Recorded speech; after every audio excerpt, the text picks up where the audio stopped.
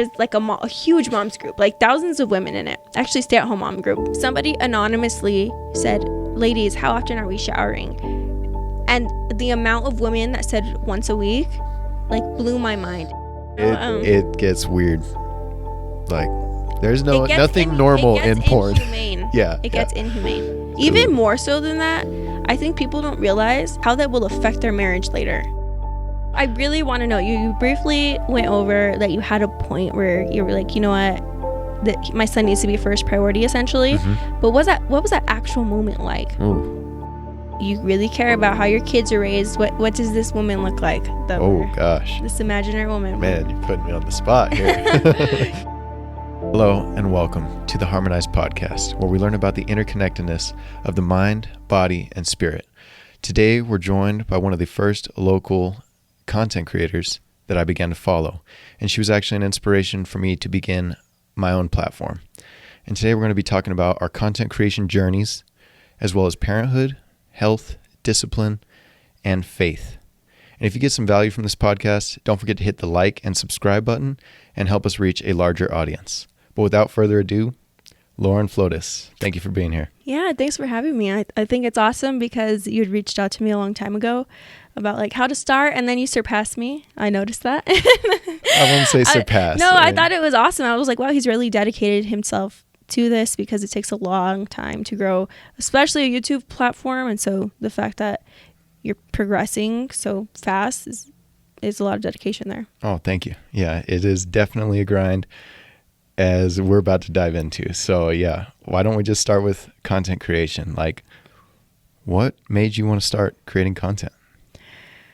I was obsessed with a YouTuber probably 3 years ago, and just obsessed. I would travel to see her. I would pay money. Luckily, she's Hispanic, so she would naturally come to El Paso.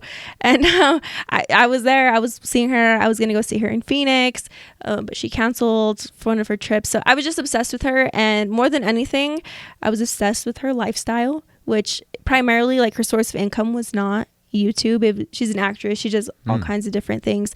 But when I would watch her, and I would see like, oh, it's Friday, she's posting at 10. Like the excitement I had, it inspired me to want to be that for someone else. Wow. And it was just like I really looked forward to her. I started a clothing brand because she had one. And like anything she did, I wasn't trying to copy her. I was just so inspired. Like, oh, I never thought about that. I should do that. Wow. And then literally one day I was just like, you know what? I think I would be good at having a YouTube channel. And I just made one of those ask box on Instagram. I said, does anyone know a videographer? Because I would say one thing about me is if I do something, I'm going to do it all the way. I hate just halfway doing things. So I was like, I know I don't have the time to consistently make videos and post videos. So I need a videographer. And I budgeted. What can I afford? I found one for, at the time, what was affordable, and for 3 years I've been posting every 2 weeks. Wow. I don't miss. But yeah, that's how I got started for myself, but creating content for other people. My dad gave me the first, I guess, opportunity. He saw my YouTube video and was like, well, do you want to do our companies? And then later on my aunt asked if I would do hers, and I had no intention of doing this as a job. I guess I just thought, you know what, if I'm going to do this for two people who trust me with an iPhone, literally making content with an iPhone, no light, I didn't even know how to edit. I think I was editing on TikTok. Wow. I was like, if they're going to trust me to do that, I want to do it to my best ability. So I bought a used camera, and then I realized, wow, if you don't know how to edit, the footage still sucks. So I found someone who I knew was really good at creating videos, and I was like, well, can I pay you to teach me to edit? And he said yes. So ever since then, I've been doing sessions to learn to edit, and through the progression of just elevating my content on their platforms, people were reaching out to them and saying, hey, who does your content? And just by kind of putting my all into just creating really good content for who trusted me, it's kind of opened an avenue for other people, or for other people to ask about, like, who does it. And I don't know. It's a learning experience for sure. We got to a point where people were like, so what are my analytics? How much my and I'm like, well, you're asking me? I don't know, you know? Yeah. But then I was like, okay, well, I better learn to do that too, because if that's what they're thinking they're paying me for, which I didn't realize in the beginning, super naive about it.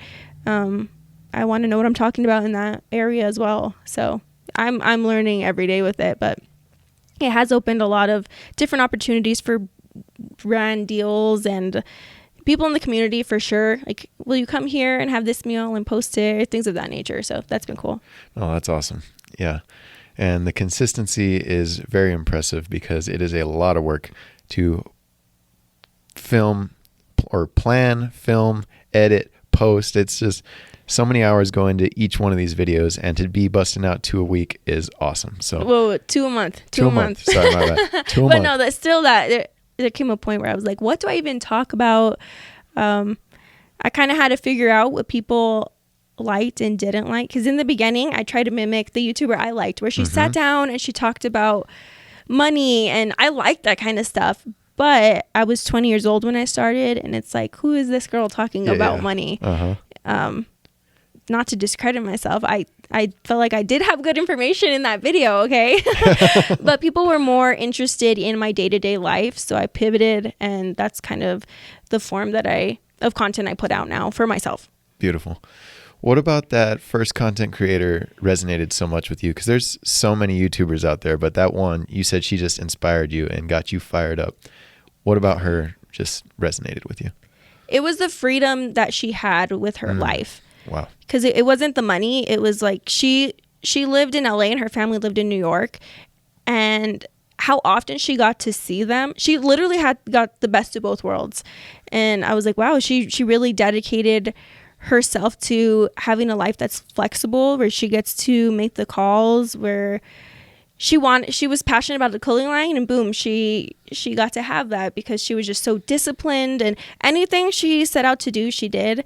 And it's funny, I don't even watch her anymore, right? Our interests change, but I still really appreciate what she taught me in that time, I guess. Yeah, definitely. Freedom. Yes, freedom. That's powerful. It's kind of what I hate being told what to do, to be honest. I think I've come to realize that.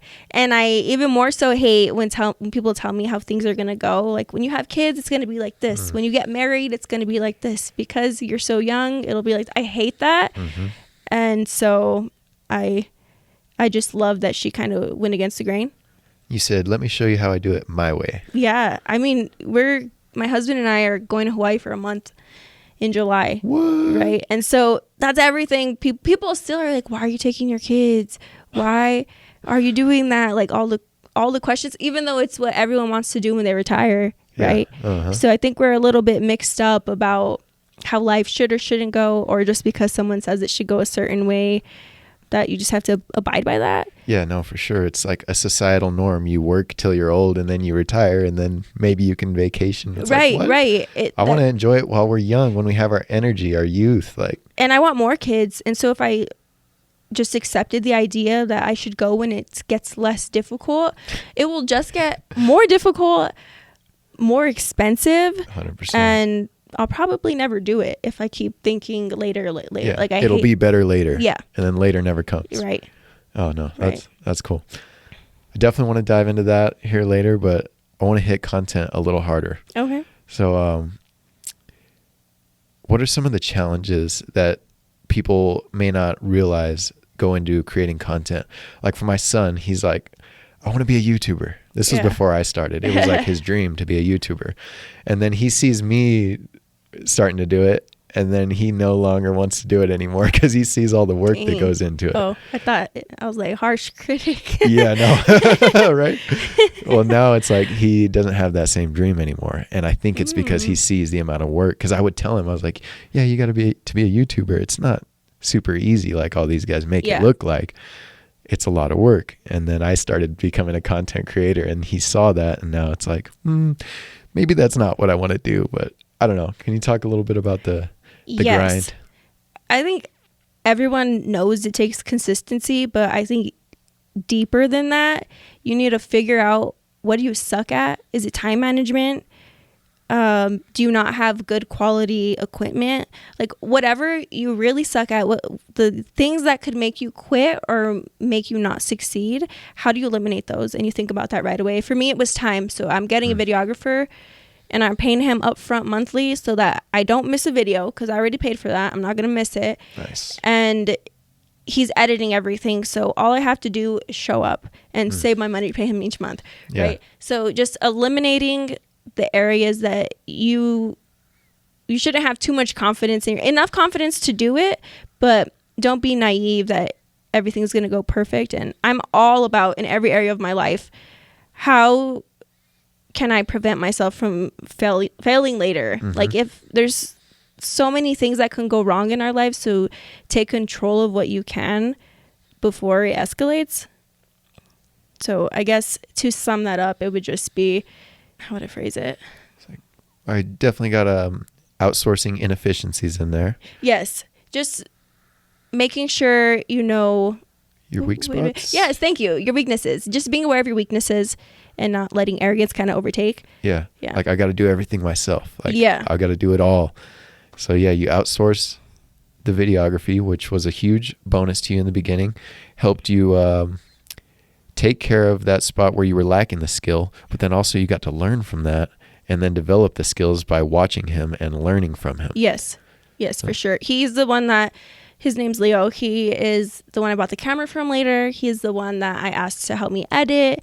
We've grown a really good relationship, and his skills are just amazing. His drone shots, awesome. He's incredible. Awesome. And so when I get job opportunities, instead of turning them down when I think I don't have, because I'm honest too. If someone comes to me and is like, can you do this for me? If I don't feel like I can give them the quality that they want, I don't say, no, I'm not going to take the job. I'll say, hey, can I bring someone else on with me? Oh, You know what I mean? Yeah. I'm not turning down an opportunity, but because he's helped me so much and I've seen his skills, I'm like, let's do this together. nice. Nice. Yeah. No, that's great. I actually went to go see Leo after you, and he gave me some great tips starting off, and he helped me get set up with that light and helped me with some ideas for some shots and some angles and whatnot. And yeah, he was a great help. And he's completely self-taught, so it's definitely achievable. Absolutely. And you can see, just like looking at his page, looking at the old videos to now, like astronomical difference, like of improvement. It's insane. Yeah, for sure. Shout out Leo. So are you getting enough potential clients that you're doing this full time? Would you say this is like your job? Yes. Yeah? Yes. Wow. It happened kind of quickly. It was slow for a while. Now, because I definitely want to commit time to my children. That is 100%. first and like foremost what I want to dedicate my time to. But I've learned to be strategic with the time that I do have. So my son goes to like a little school for 5 hours, 3 times a week. So I'm getting content during that while my baby naps or whatever, my newborn. And I think the freedom I love about it is I can be holding my baby who's asleep while I'm editing. You know what I mean? I love the freedom of that. I get to take content when I want. I have a general idea of what the schedule is going to look like. And I love that your clients are just like, you know what? Just get it to me on this day at this time. So I just kind of go around the schedule of my children. So that's been really nice. But yes, I have about 6 clients right now. Wow. So, and that keeps me pretty busy. Yeah. Yeah. Making videos for myself is enough. I can't imagine Yeah. 6 extra people. And it's things that I honestly had no idea about. My aunt is real estate. And to Okay. make it scarier, she's a good realtor. Uh-huh. I say that's scarier because people have an expectation of what she brings to the table. High and standards. And exactly, the standard is high and it started high. And I was just kind of like, oh my gosh, I don't know anything. Like I was doing video tours just like boom, boom, boom. And now I learn like you need to come from different angles. Like the way you're showing videos is boring, just talking to myself. So I would just go on TikTok and Instagram and look up different realtors and what's the style of theirs without trying to be too harsh. Because that's the other thing. If you're too harsh on yourself, you should be critical to an extent. But if you're too harsh and like, I suck. Like, then you'll just stop instead of using that as like a drive to continue to get better. But like, I have a doctor and a children's pediatric company, a realtor. Like, they're all very different. So I use ChatGPT a lot to help me. Nice. Like, give me video ideas for blah, blah, blah. You know, that it's a useful tool. It really is. Absolutely. I definitely use it daily. Yeah. But that's an interesting point, how a lot of people think of content creation as building your own business or whatever. But you developed this business where you're making content for other people. Right. And you're still making your own on the side as well. Because I don't know, I'm sure similar to me, you're not making much from your own videos yet. Oh, no. Yeah. It's the brand. But I never went into it wanting money. I wanted an opportunity, if I'm being honest. Okay. Yeah. What do you mean by that? Because I'm not naive to the fact that you need millions of views to actually make money off of YouTube. Right. I'd rather have a brand deal where I meet really awesome people, or get a collab to have a clothing line, or to, you know what I mean? I'd rather have that than, not to say I don't want the money, but it's more realistic. And so that was my goal from the beginning. Gotcha. So, yeah. Well, you said you need millions of views to make money on YouTube, but that's off of ads, which there's so many other ways. I haven't even got into ads much. Yeah, no, me either. Because I'm lazy and haven't put my tax information. Because it keeps saying like failure, and I'm like, whatever. Yeah, no, it's like a penny per 100,000 views. It's or something stupid. Yeah, ridiculously small. So it's like not even worth looking into until you've got tons of followers.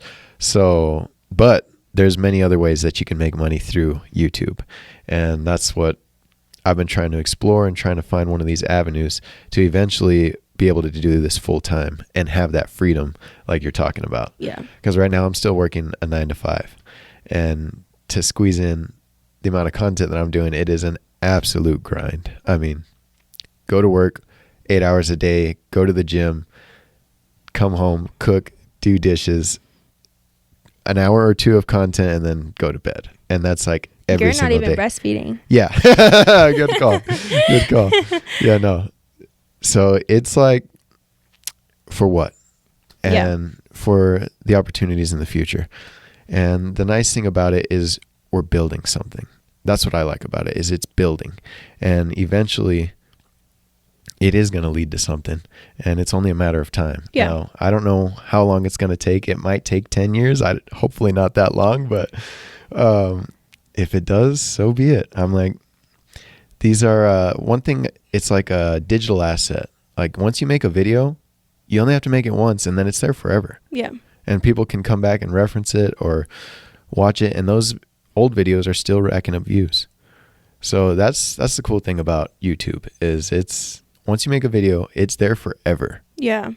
And I think you have to be strategic on YouTube. For example, when I wanted a YouTube video, I thought, I need to make my channel before I get married. People love wedding videos.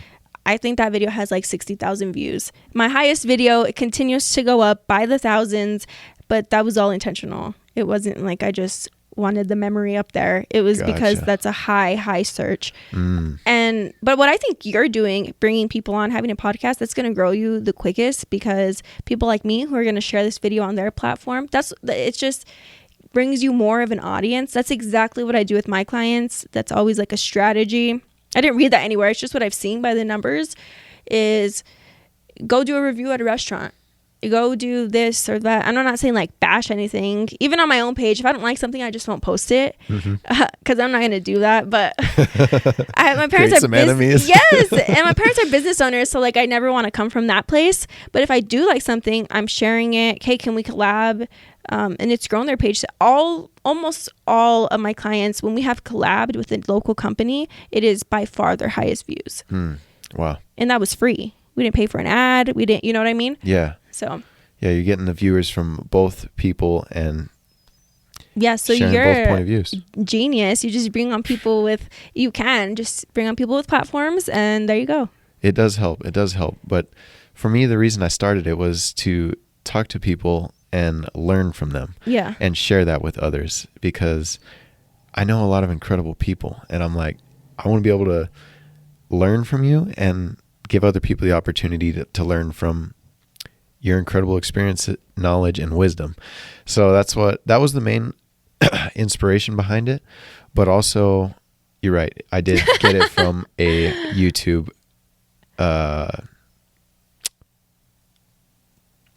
a YouTuber that helps you build a YouTube channel. And they were saying a video podcast is great because it's long form, and then you can chop it up into little clips and get all kinds of content from it.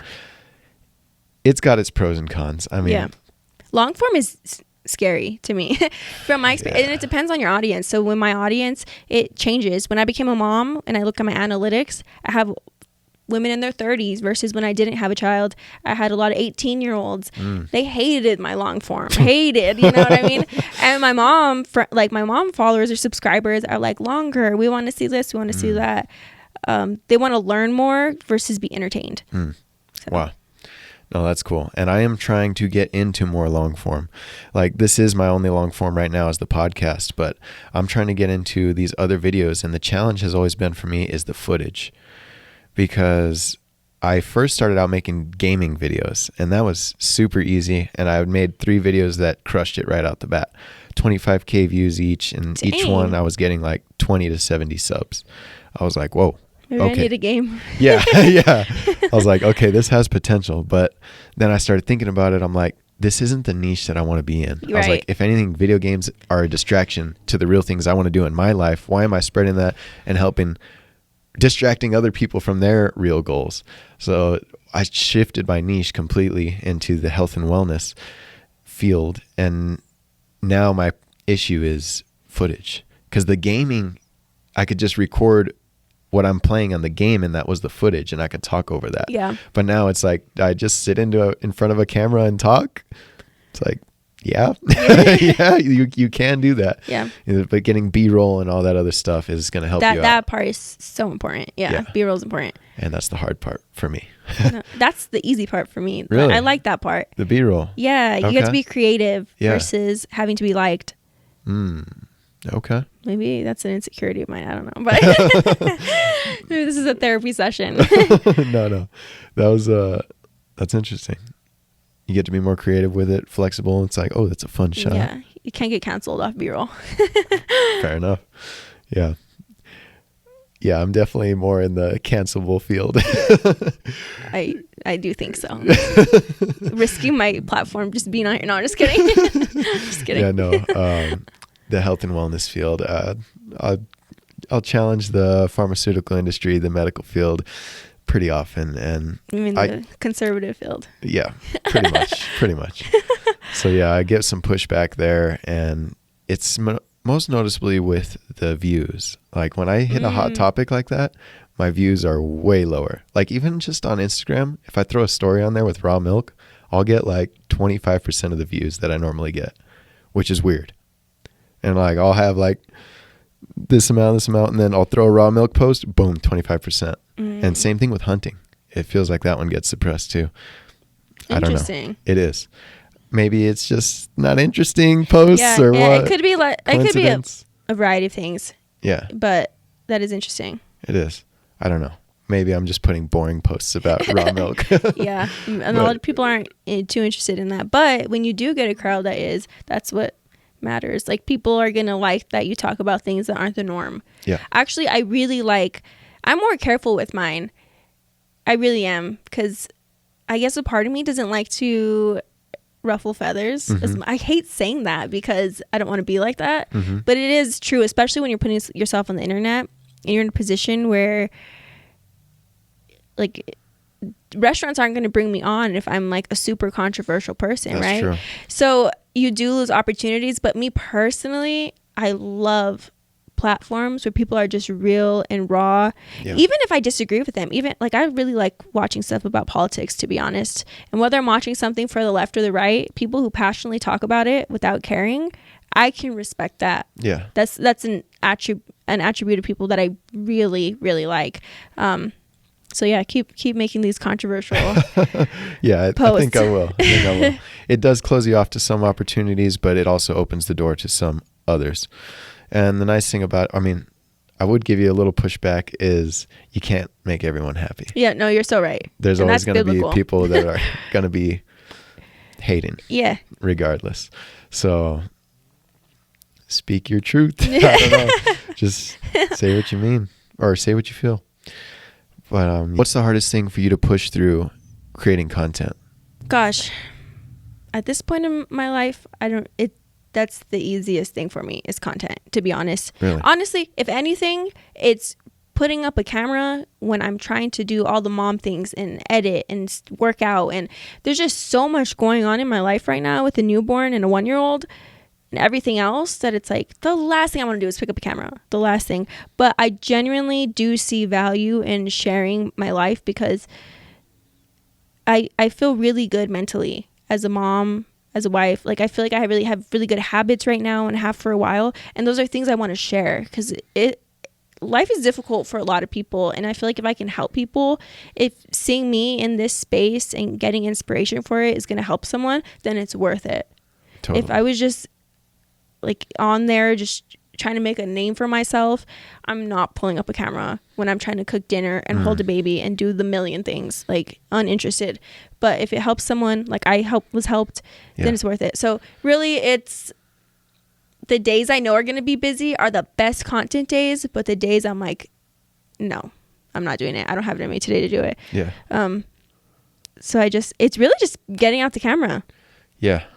But I feel you there. There's so many times where I'm like, I don't want to film right now. Yeah. And setting up angles when it's a lifestyle video, like me, because nobody wants to see me cooking from one angle, right? It's like here, here. And it could be annoying. Yeah. I burned something doing that, you know? Yeah. So and then also I would say being real and raw on the days that I'm like, want to just end the vlog because I'm like, this day sucked. Actually, this is not entertaining. All I did was clean, but that's my real life. And I'm my crowd is really stay-at-home moms right now. It really is. So those are actually the videos. This is such a small comment that I got, but it meant so much to me. A mom commented on my video. After watching this, I got up and mopped my whole house.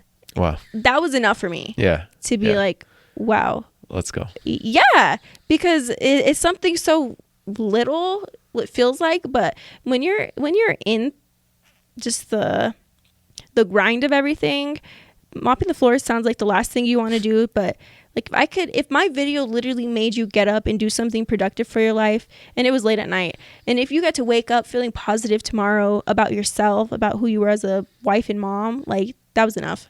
Starts a chain reaction too. Yeah, I love that. So now I just kind of keep that in mind. Yeah. When I make videos. No, that's beautiful. Yeah, there's another thing that I have a challenge with is like doing things that I love. It's like this would make incredible content right now, but do I want to live in the moment or capture this moment? And it's like too often, I don't want to say too often, but usually I choose live in the moment. And it's like, man, that would have been such an epic video. But yeah, if you film it, it's not as epic, you know, because you're like worried about filming it and you're not in the moment living it. So that is a constant struggle for me. Like when it comes to like snowboarding or hunting, stuff like that, it's like, I don't want to have to be filming it, even though it would be so cool. Yeah. No, I get that. Especially since a really great content opportunities for me are when we travel. Mm-hmm. And so that's when you want to make memories. So part of me, I do love having these videos of these experiences because it's all my own life, right? Mm-hmm. So I'll literally sometimes look back on them and be like, I forgot about that. Or that was so cool. Look at what my baby did. And that was when he was here in this stage. So I truly hold value to them. I posted before that I always joke that if nothing becomes of my YouTube, at least I have the best home videos of my children and of our lives. So I keep that in mind, but I've also learned how I really don't need that much content to make a video anymore. Since I edit myself now, I know I really need 10 seconds here, 15 seconds there, talk 1 minute here. So it doesn't feel like it can. Sometimes it is like, I got to vlog today, but I've kind of learned how to make it manageable in my day-to-day life. Beautiful. Especially on trips. Yeah, I think that's a great point. I think we've talked about this before, but the vlogs that you're creating, it's like a scrapbook, but videos. Yes. Like you're documenting your whole life, and you're going to be able to look back at this way later. Your kids are going to be able to look back at this. Your kids' kids will be able to see the journey that you went on. I think that's really cool. This is embarrassing, but when I was going into labor, I was obviously very emotional. Okay, not thinking straight. Not thinking straight. Oh. And I was like, what if I die? What if I die? God. I started bawling.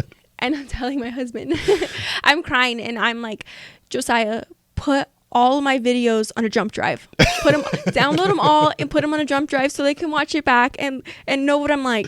And I know, I was crying. And then I took a shower and I come out. He's like, are you okay? I'm like, yeah. Why? It was just like a really emotional moment. Yeah. Or hormonal moment. But I thought, wow, like how much they would know about me if I wasn't here. It's cool for me as a mom. Yeah. That motherly part of me that wants your kids to know you, like they would really know a lot about me. For sure. Oh, that's beautiful. Now it is. Yeah. Not in the moment. Yeah. Yeah, no. I'd like to transition into your career, which I think you started out as a salary employee. Were you like a teacher or something like that? I was a lot of things. I've had various jobs. I want to talk about the whole journey. Okay, so when I was 19, I started a clothing brand on Amazon. Yes. And that's probably to this day the thing that made me absolutely no money, but my most proud moment. Really? For sure. And that all started because I signed 2 leases at the same time, unfortunately. So I had 5 months where I had to pay 2 different things. I was not going to ask my parents. But I had a lot of money to pay. And so I sold my comforter. I lied on Instagram. I have to admit to it now. I was like moving to somewhere where I don't have space, like yard sale. I was so broke. And I had like $2,000 to pay for each one, and I had first month's rent due at somewhere else, so it was like $3,000 a month I was probably going to be needing. So I started searching side hustles. That was like the keyword I put in, and it showed like an Amazon FBA career path, and my favorite YouTuber had a clothing line, so I was inspired by that, and I was like, this is my opportunity. I could do this. So I started looking at different manufacturers. So it was out of China. And so I say I was so proud of that moment because I was 19 and I only primarily worked at night because I had to communicate with everyone who was on a way different time zone. It was so difficult. I'll never go that path of Amazon again, but I learned a lot. I even needed to outsource someone from Pakistan. He did a lot of the hard work for me. I would send him money, small amounts, because he did ghost me in the end. That's why I did small amounts though, because he helped me a lot. And then I think he got to a point where he's like, I'm done with this girl. And then I never heard from him again. Oh, man. But he helped me so much. And honestly, he helped me input everything on Amazon, which is like science, like rocket science for me. Gotcha. It took so long. But I would get samples from China, like all kinds of different samples that took a few months. The thing that happened partly was COVID. So the prices on shipping out a product went up entirely. And I already had everything at my Amazon fulfillment center. So I couldn't have anticipated that. So I would say I broke even. No, I lost money now that I think about it.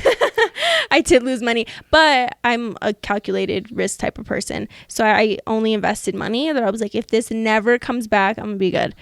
Smart. So that's what I did at that point. And I don't know, I did photo shoots. I was my only model for a while because that's what I could afford. But it was from my iPhone and little horrible app. And I had the lights and everything. And then I would use Friends sometimes. And I just got creative. So when things would get shipped, like I had a few cases that didn't make it to the Amazon center. So then I would ask people in town, hey, are you having a pop-up shop? And I would go in and I would sell. And so, cause I needed money, like I really did need money, but I don't know. It taught me to be resourceful. It taught me to pivot when things don't go your way. it taught me a lot at that age. And whatever money I did get back, I just invested it in the stock market, and that's been really good. I really like investing. I really do. My brother-in-law is a full-time investor, or what is it called? A day trader. Okay. And so he'll help me in terms of what to invest in. But even now, like that whole time period, I really needed to be diligent with how I spent money, and that impacted how I spend money to this day. You know, even my clients now, I never see some of those checks. They just get invested because if I don't absolutely need it, I'm a stay-at-home mom, like at the end of the day, and I don't want that to mean I go on less vacations. I don't want that. Like, people are like, well, something's gonna give if you stay home. I'm like, no thanks. Yeah. Like, I want 4 kids. I'm eventually gonna need to buy 4 cars. I like to think, I tell you, I really like to figure things out before they're an issue. So planning for the future. If that's 16 years from now, that's a problem I need to have in 16 years. I don't want 4 car payments for my kids. So anyway, that's that whole time period really, really helped me manage money. Then I went to school to be a teacher. That was really hard.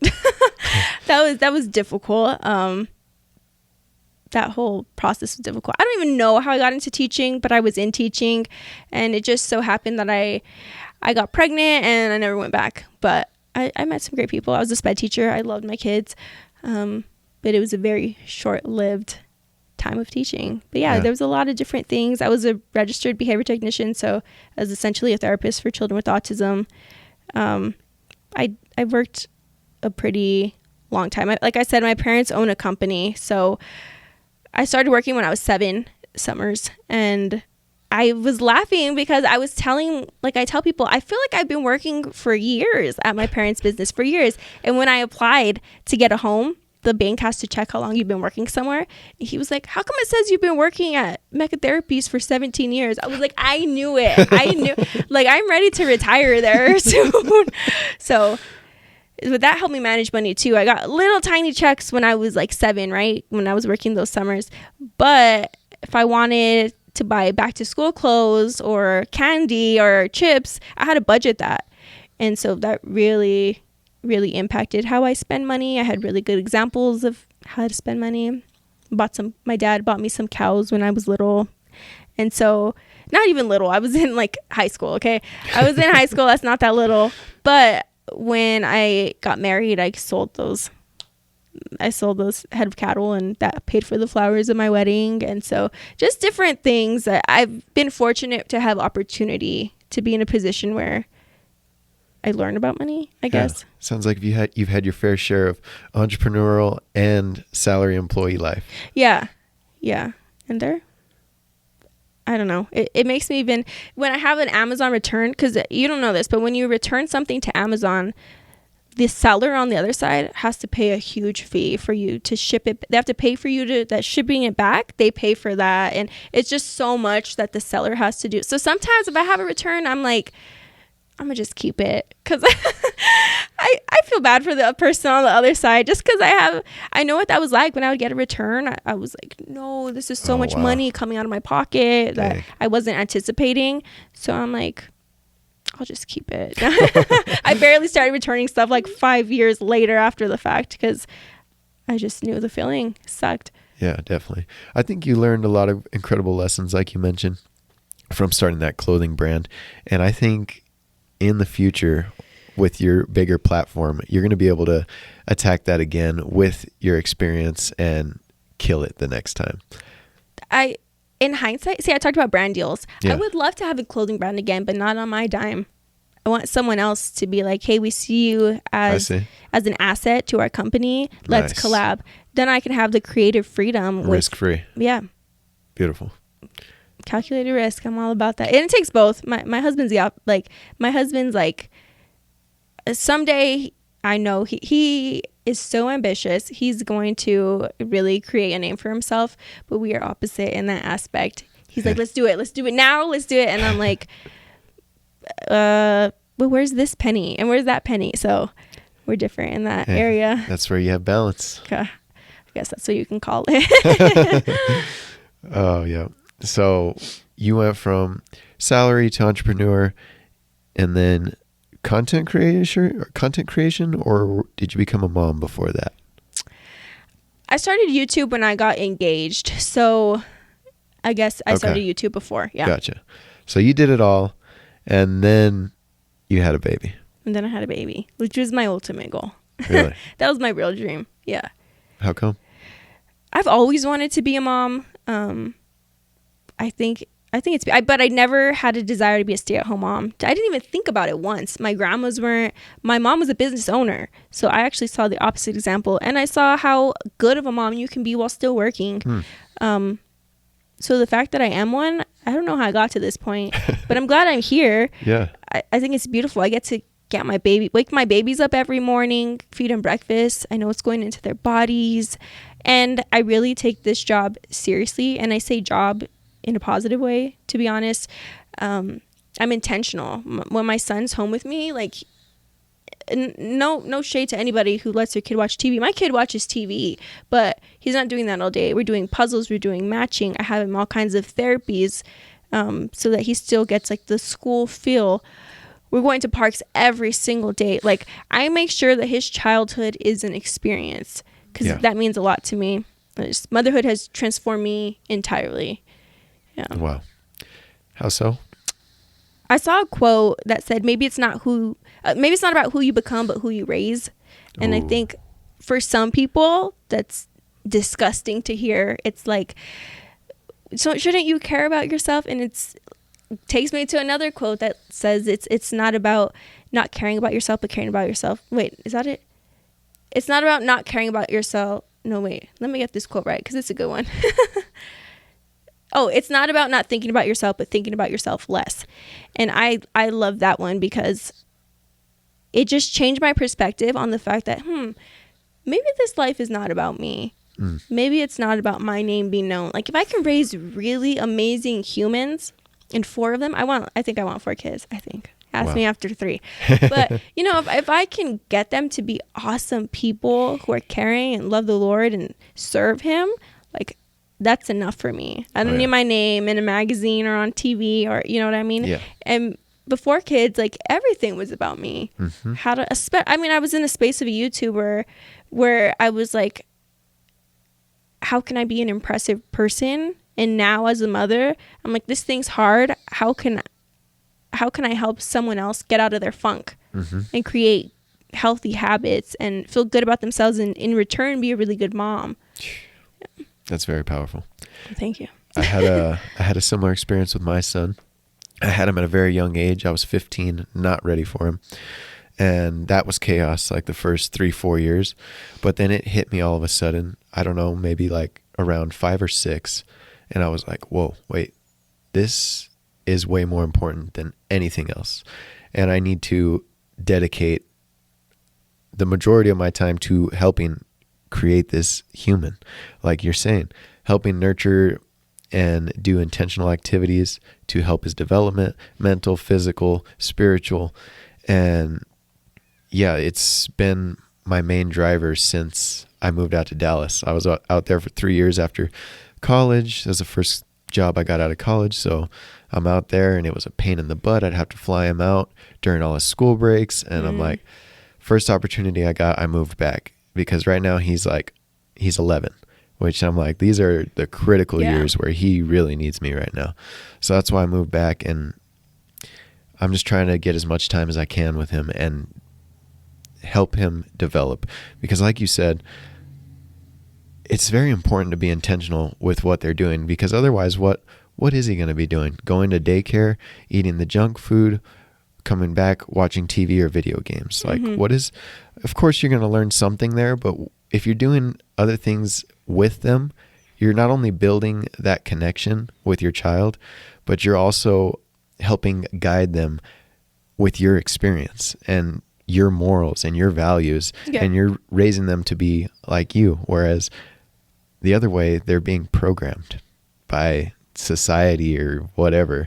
And that's where I'm like, oh man, I want him to be like me, you know, and with good values, good morals, good development, physical, mental, spiritual. Sorry, I already said that, but no, but actually on that same note, at 1 year old, we decided to put our son in like a daycare. It's like more school based, I would say. And it is a Christian school. It doesn't mean too much these days. Yeah. But we wanted him to have that social aspect because I was taking him places, but I was noticing like I don't like the way he's interacting compared to kids who go to school. Like I did see that. And that doesn't mean it's going to be like that with all of my kids. But for us, we're like, let's put him in something where he still has more days at home, but he has that exposure at school. And it was interesting because I would say he's picky. And at school, they're like, he's such a good eater. And I'm like, what? Yeah, like just different things. I was telling him one day, like, say please. I was thinking, I'm going to start teaching him please, you know? He needs to learn this skill. And I was like, say please. And he signs it. And I'm like, oh, you knew that? Like, there's things he's learned at school that is so cool that I didn't, like, he's learning stuff from other people. Sometimes things that I didn't even think about teaching him. So I love that. I love that he has little friends. Yes. So important. So I do see the benefit of both. I really do. Absolutely. There's definitely benefit to both. The social aspect is huge because, I mean, I think that's one of the more important things that we learn at school is the social aspect besides all the academics. So I think it's almost frowned upon nowadays to be a stay-home mom. Like with the whole modern feminism, whatever, got to be a boss babe, go chase your career. Can you talk a little bit about living both of those lives and what it meant to you and why you ultimately chose to become a stay-home mom? I seriously don't know how I came to this, how I just decided. I think it was almost the fact that when I was teaching, I got pregnant at an interesting time that it was like, I'll be out like the whole school year. It feels like taking the time that I wanted because I didn't want to go back to work after 6 weeks. And so it just felt like maybe I'll go back after a year but once I was actually had my child, I was like, if we can do it financially, like, and to be honest, I'll be honest, I wasn't passionate about my job. I wasn't. Would that be different if I had a job I was super passionate about? Maybe. But I really value my freedom. Like I really seriously do. And if I could if I could have both, and maybe it's some pride that started it that was like, no, I will have the financial freedom I want and I will stay home with my kids and watch me, you know. Maybe that's what started it. But I truly I love my kids. I love them a lot. I want more. I think I've mentioned this multiple times already. Like I would love to have 4. Maybe I lost track of your question, to be honest. What was it? Good. in society. Yeah. What ultimately made you want to be a stay-home mom? What made me want to be a stay-home? I guess that's hard to answer. You kind of answered it. Let me think of, because I do want to touch on, well, in some ways I feel like a stay-at-home mom is trending again.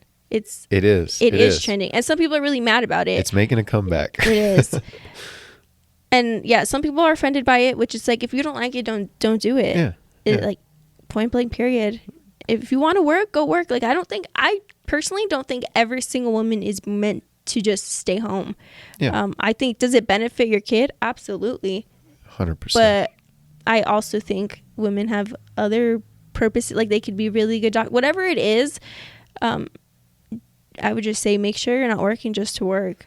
Yeah. Just to if like it's for a title or self-fulfillment where like you feel like you have to have it, and that goes for anyone in any job, I think, man or woman. Like if you're working for the sake of, well, I guess it's actually different for a man because men really like that. We have to work. Yeah.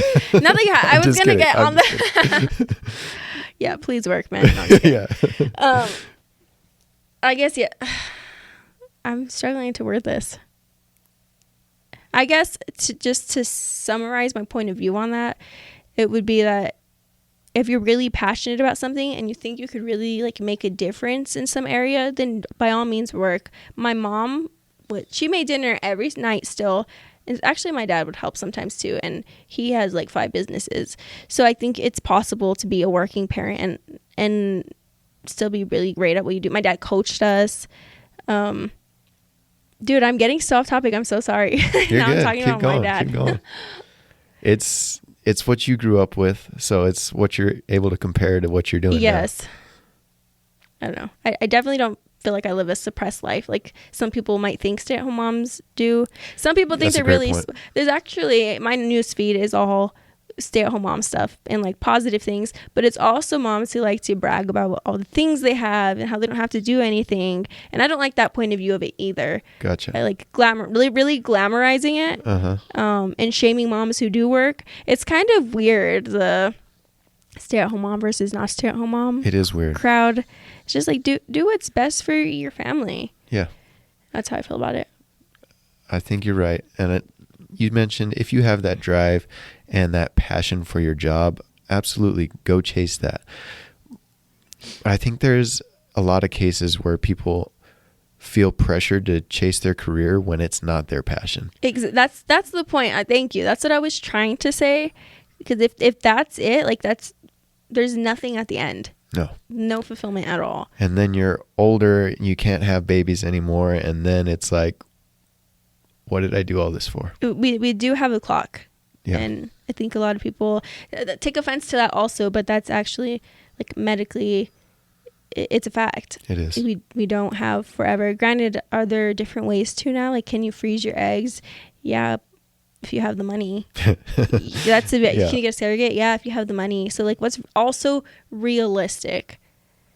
But I've honestly never personally in my own life heard someone who regretted having a kid, whether it was at 15. Yeah. Or Yeah. No. You know what I mean? Like, I've never heard anyone regret it. No, it's a great point. I mean, I had him at 15. I thought my life was over. I thought I was done, cooked. I want to know your family's reaction. Oh God. Because you're from a small town. Small town and super strict Catholic parents. Yeah, I remember you, like, I went to church in Hatch once, and like you were the altar boy. Yep. Yeah, no, it was rough. Like, just telling them was one of the hardest things I ever had to do. And facing my mom and dad, like, God, that was I'm scared horrible. right now. Yeah.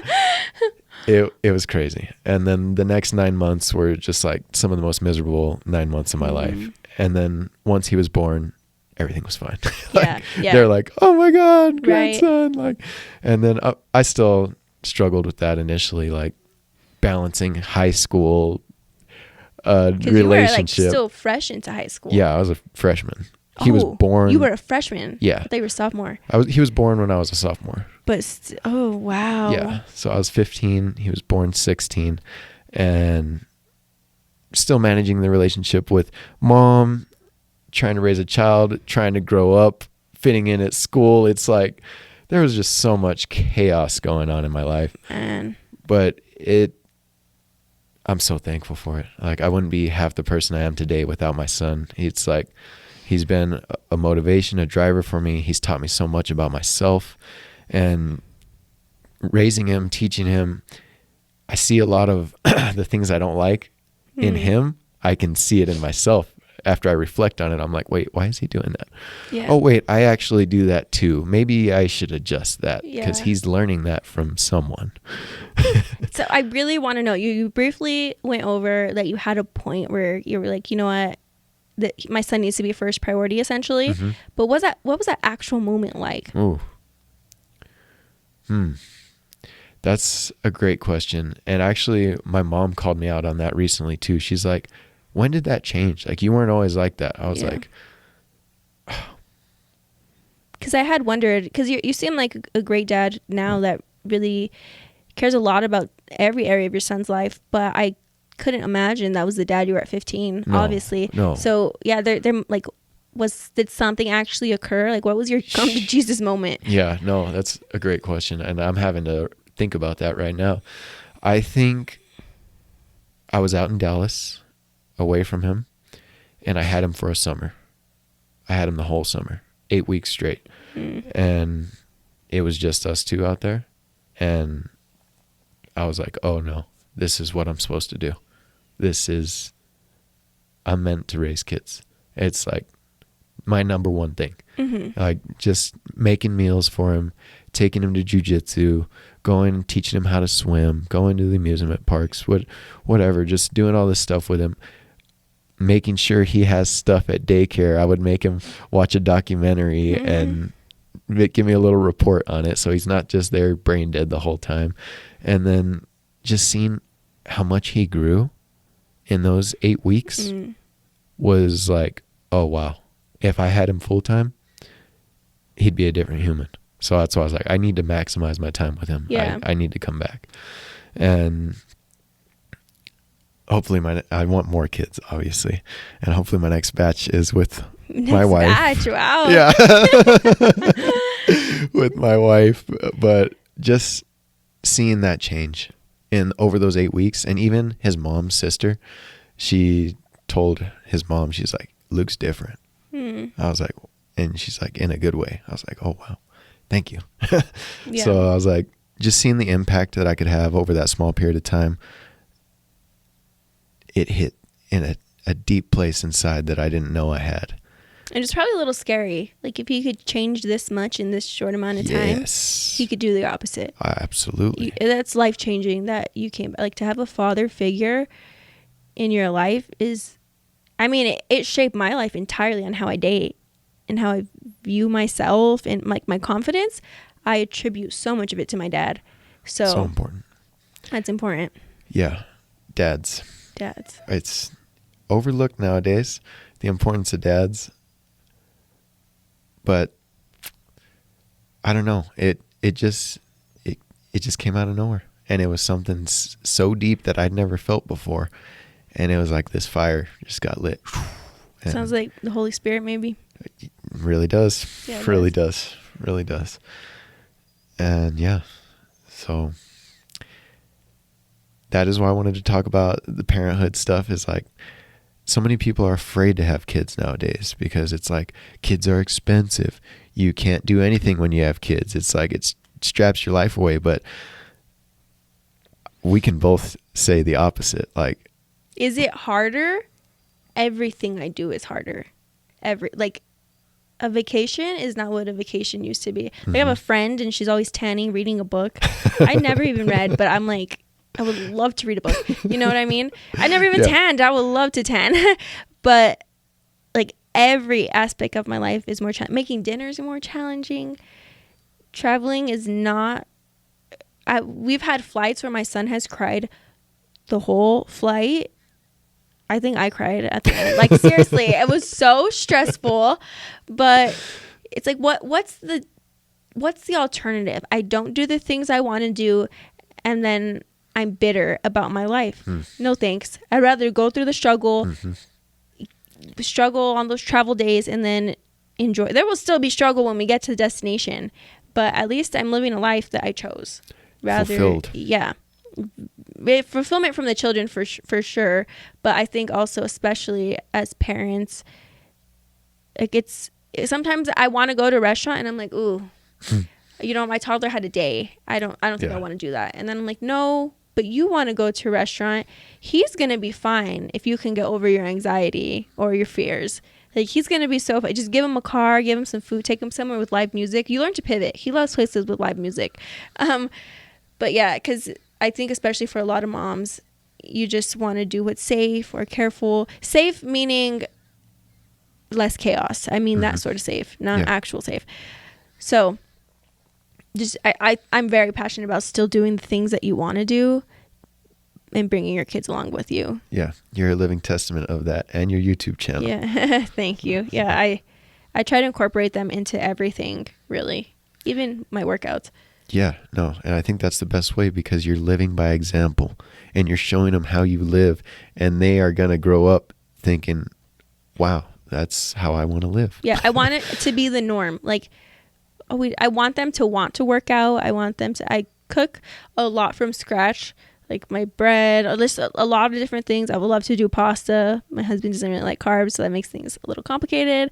But I just love doing those things and incorporating them, and I don't know, it's fun to me though, like, to see your child experience something for the first time and see life for the first time. Like, my 3-month-old and my 1-year-old get to be in Hawaii in the sand, and this is going to be the first time he actually like realizes he's on a beach, like, this is not normal. Aren't normal. I'm excited to see that. I'm excited to expose him to new foods. Even when we would travel, when he was like, I don't know, 10 months, he was eating like weird fish that things that I was like, no thanks. I would literally be eating. I'm so picky, and I'm like giving it all to my 10-month-old. But Just good for up. him, you know, learning to eat weird fish. It's probably just like tuna, but because I'm not ordering anything too weird. But yeah, that's cool to me. The different things he gets to experience just because we didn't say no to pausing life, you know? Yeah, no, that's awesome. And there is a whole lot of joy in that, showing them the new experiences, seeing their face light up. It's like, that was worth it. But disciplining, that's hard for me because... Yeah. It's hard for a woman, I think. You think? Maybe. It's hard to not get react emotionally, but also it's when let's talk about my toddler. He's my 6-week-old's not doing too much. He is very, how would I describe him? He's going to do things his way. And that's part of being a toddler. But how do I discipline him without dimming that light? That's what I care about. Yeah. I can also look at it and be like, those are very leadership skills. I always pray over him about like becoming a leader. So those aren't the same things I want to put him in a box for. But it's a thin line. It is. It's a really thin line. Yeah. No, that's definitely one of the biggest challenges of parenthood, is walking that fine line of discipline.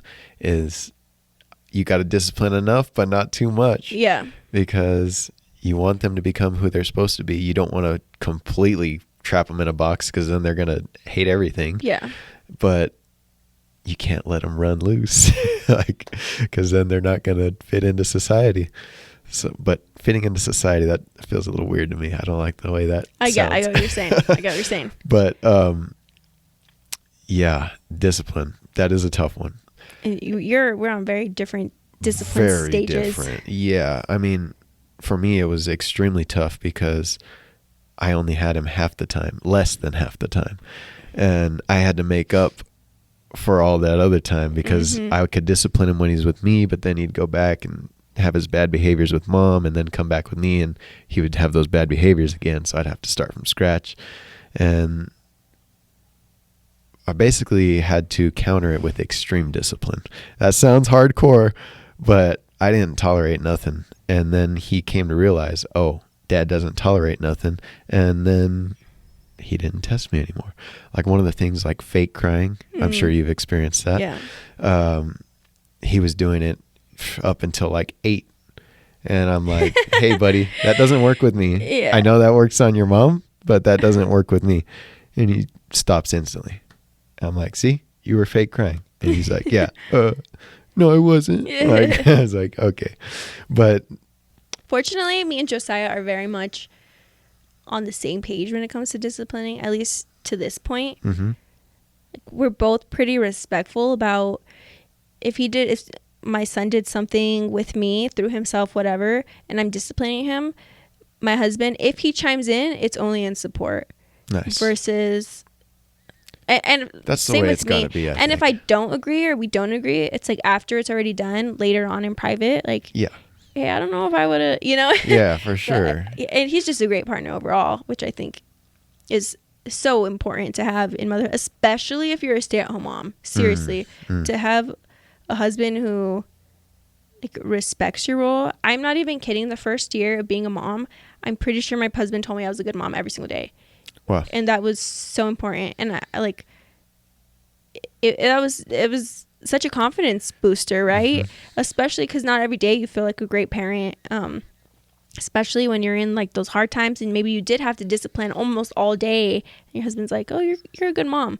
It's like, oh, thank you. It's like, I'm crying. But I'm also very big on communicating to him how I feel in my role of motherhood.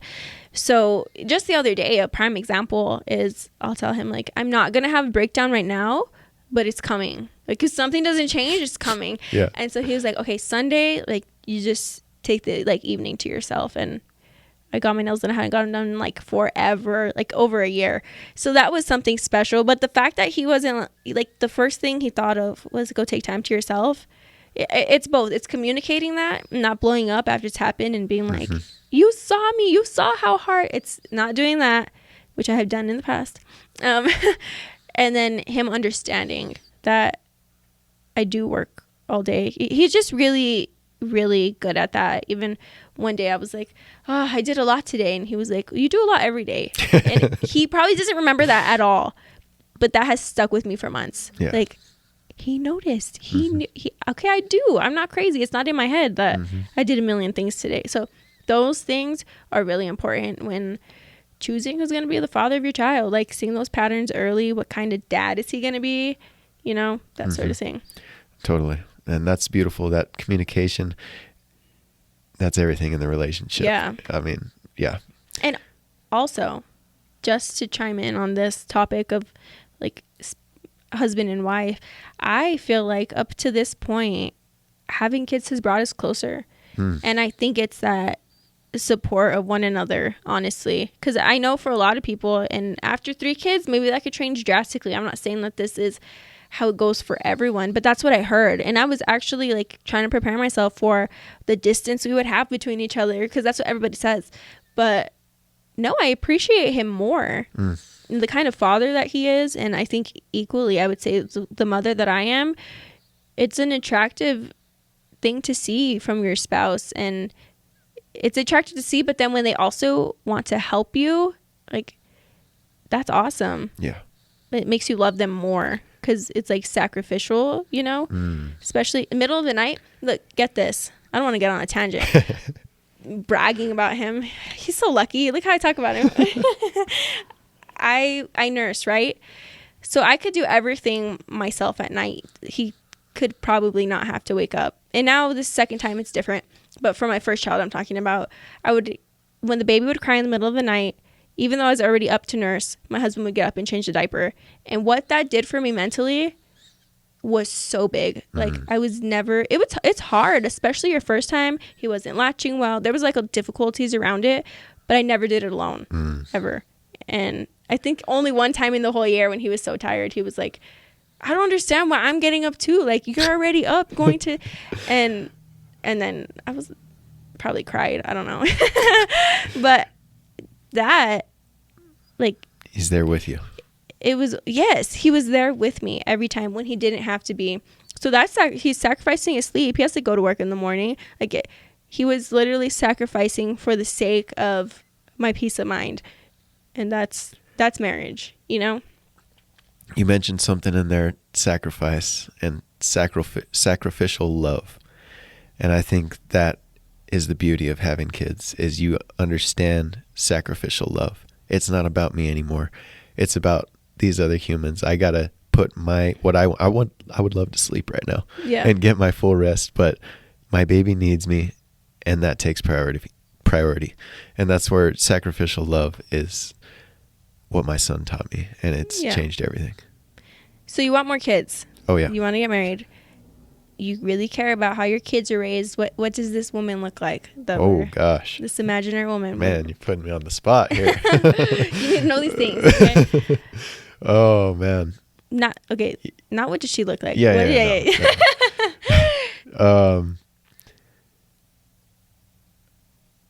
A home. I want my wife to be a home. Poetic. Yeah. For me and for our kids, just she is home. Yeah. Some comfort. I would like to have a stay-home mom, because that's how I was raised, by a stay-home mom. I didn't know that. Yeah. So that was. And you saw value in that? I did. Yeah. My mom raised us, and she was there. We got to mess around at home. We didn't do no daycare, none of that. I haven't had daycare, so I can't really knock it, but it was the best childhood, the best.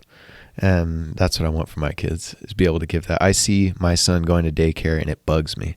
I'm like, he could be doing so much better things for his development, and his potential is being wasted at daycare. That's how it feels to me. And I'm like, I want him being raised by our family, with our morals, with our ideologies, instead of these other people. Yeah. Now, I do get the social aspects, but put them in sports, clubs. They'll get the interactions there and learn how to play with others. But Yeah. That's pretty simple. I mean, that's mostly what I want. Not very picky. No. When it comes to that stuff, it's just, but that's hard to find. Yeah. That's hard to find. I mean, in today's world, like I mentioned earlier, everyone wants to chase a career or, it's also, you have to be and this isn't about you personally, but you have to be the type of man that kind of woman would be attracted to. For sure. Right? If she's going to stay home, you better be leading. Yeah. You better be, for sure. Different. So I think you're on track for that. Yeah, I think so. At the end of the day, I think it's only a matter of time. It's God's plan. I know she's out there, and when it happens, it'll happen. Until then, I'm trying to become the man that I'm supposed to be to attract her. Yeah. So it's only a matter of time. I believe. I hope.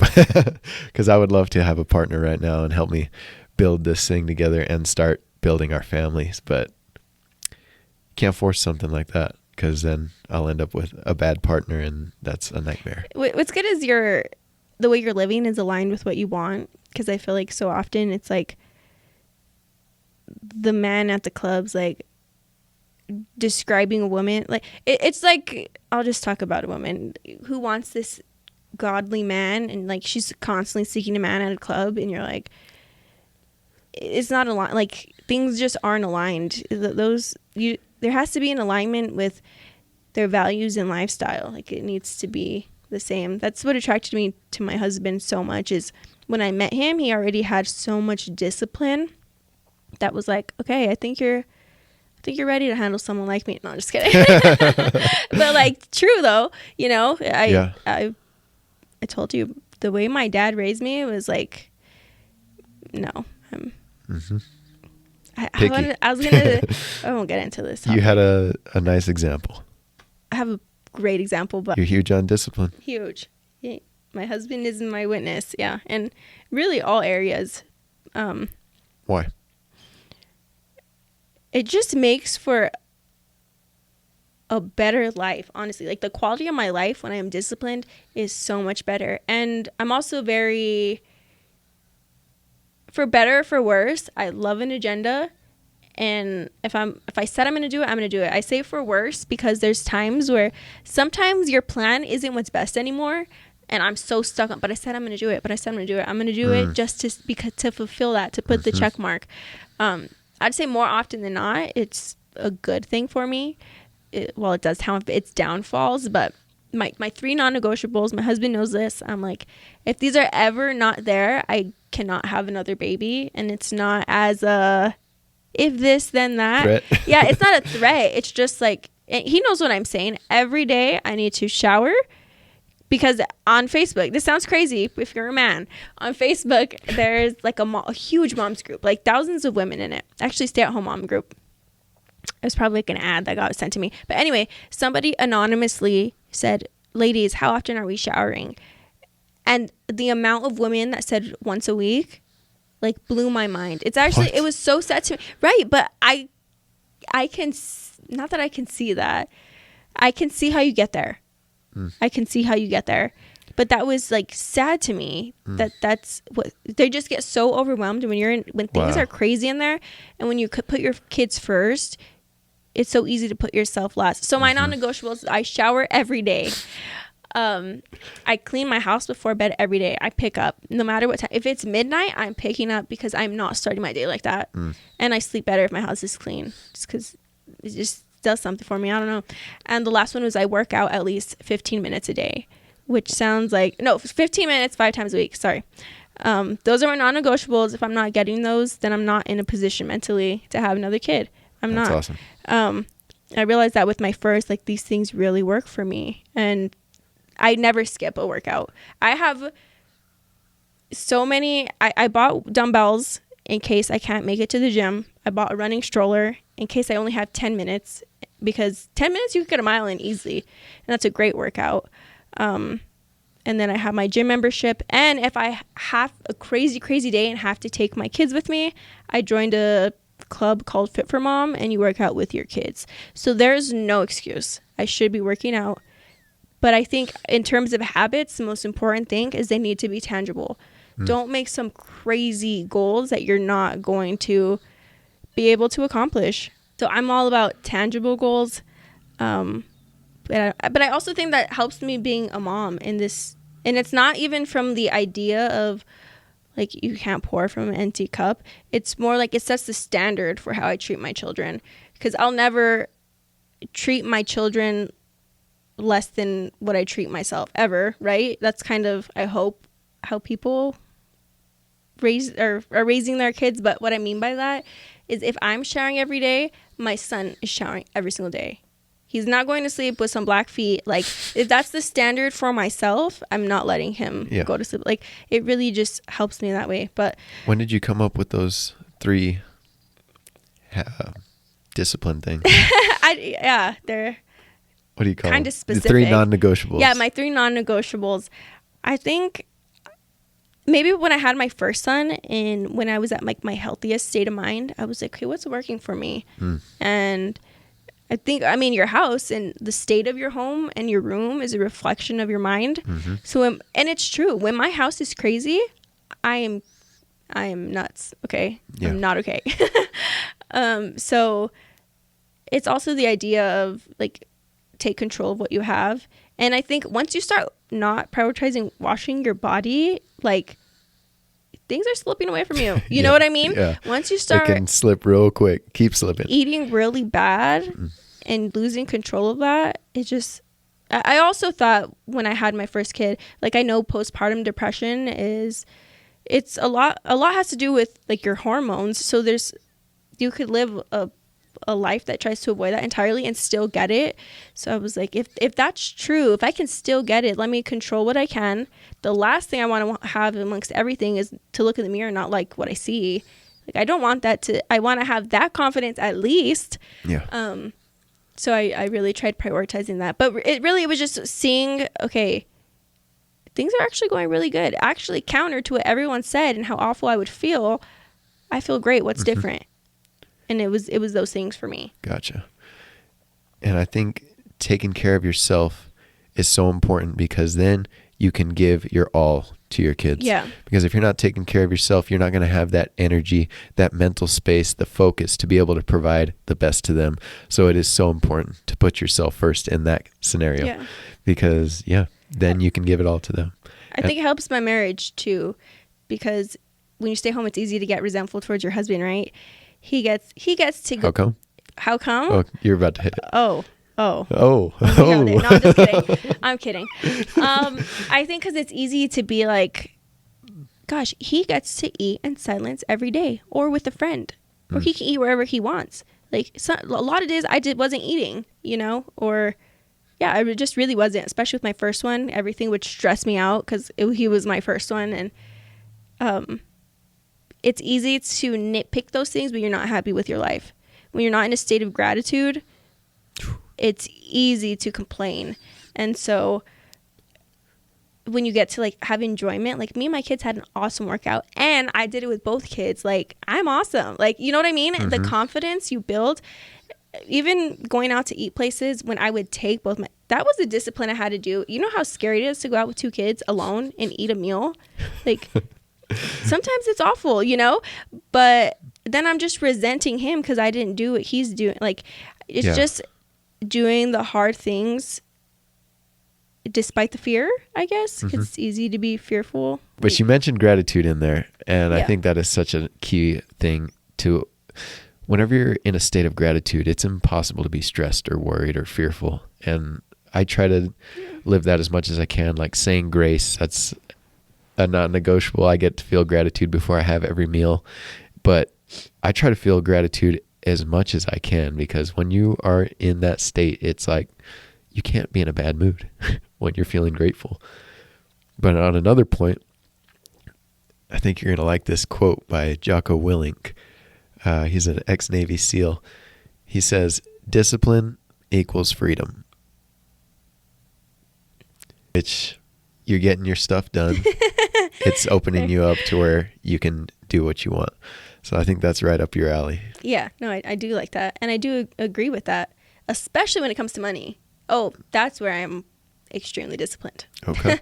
I love budgeting. I love budgeting when there's a greater good at the end of it. Okay.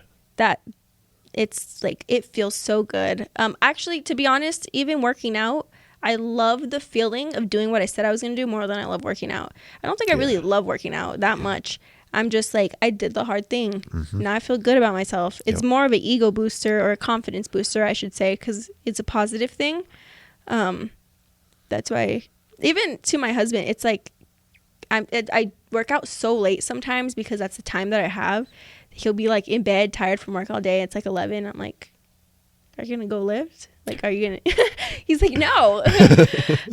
But but that's like not the smart choice in that example. He has to be up early and work. Why would he go lift dumbbells right now at 11? So that's where I'm saying sometimes I get too stuck on the checklist. But hey, if it ain't broke, don't fix it. yeah, for myself, it works. But even with the stock market, like, I don't plan on touching that money until my kids are a lot older, honestly. At least the short-term goal was 5 years, but I'd love to make it to 10 of just investing it, not touching it. So why are you putting it in the stock market and not just holding it in a bank account? Because I've seen it accumulate. Obviously the stock market fluctuates, right? But Long term. Yeah, long term.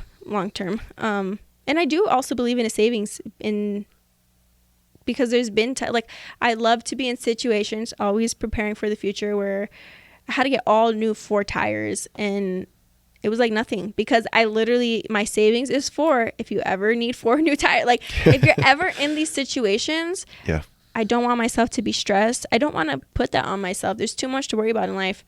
So avoiding those things. But it's also, I'll put like money in the stock market. I'll put money for a travel fund, because I'm not stopping that either. You know what I mean? If you want to travel, plan for it. I think online it looks like I'm either rich or I'm spending money horribly, like no in between, but it actually is in between. I'm not doing bad financially, but how are you going to Hawaii for a month? I budgeted for that. Well, first of all, this is what got me to. I know you got some saving tips here. Okay, my first tip is get you a good credit card. I got a credit card when I was 19 and it sucked. It was a Wells Fargo one. But when I was 21, I had built my credit enough to get a pretty good credit card, and the points on it are good. And in the name of discipline, I was like, I am not touching these points. I'm only using my credit card, paying it off every single week, and I'm not touching these points until we can go out of the country on a trip. Then I got pregnant, and realistically, I'm not taking my baby on a trip that far. I just wasn't ready for it, but it paid for our entire trip to Hawaii for a week. I didn't pay a cent out of pocket. It's just points. Yeah, just points. And so yeah, in terms of Hawaii, yeah, that's a pricey one. I'm not gonna sit here and lie. For a month. But I already have it paid off. Okay.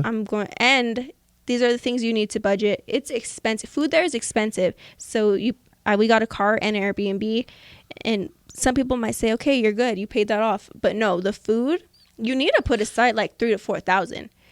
I almost have that saved up.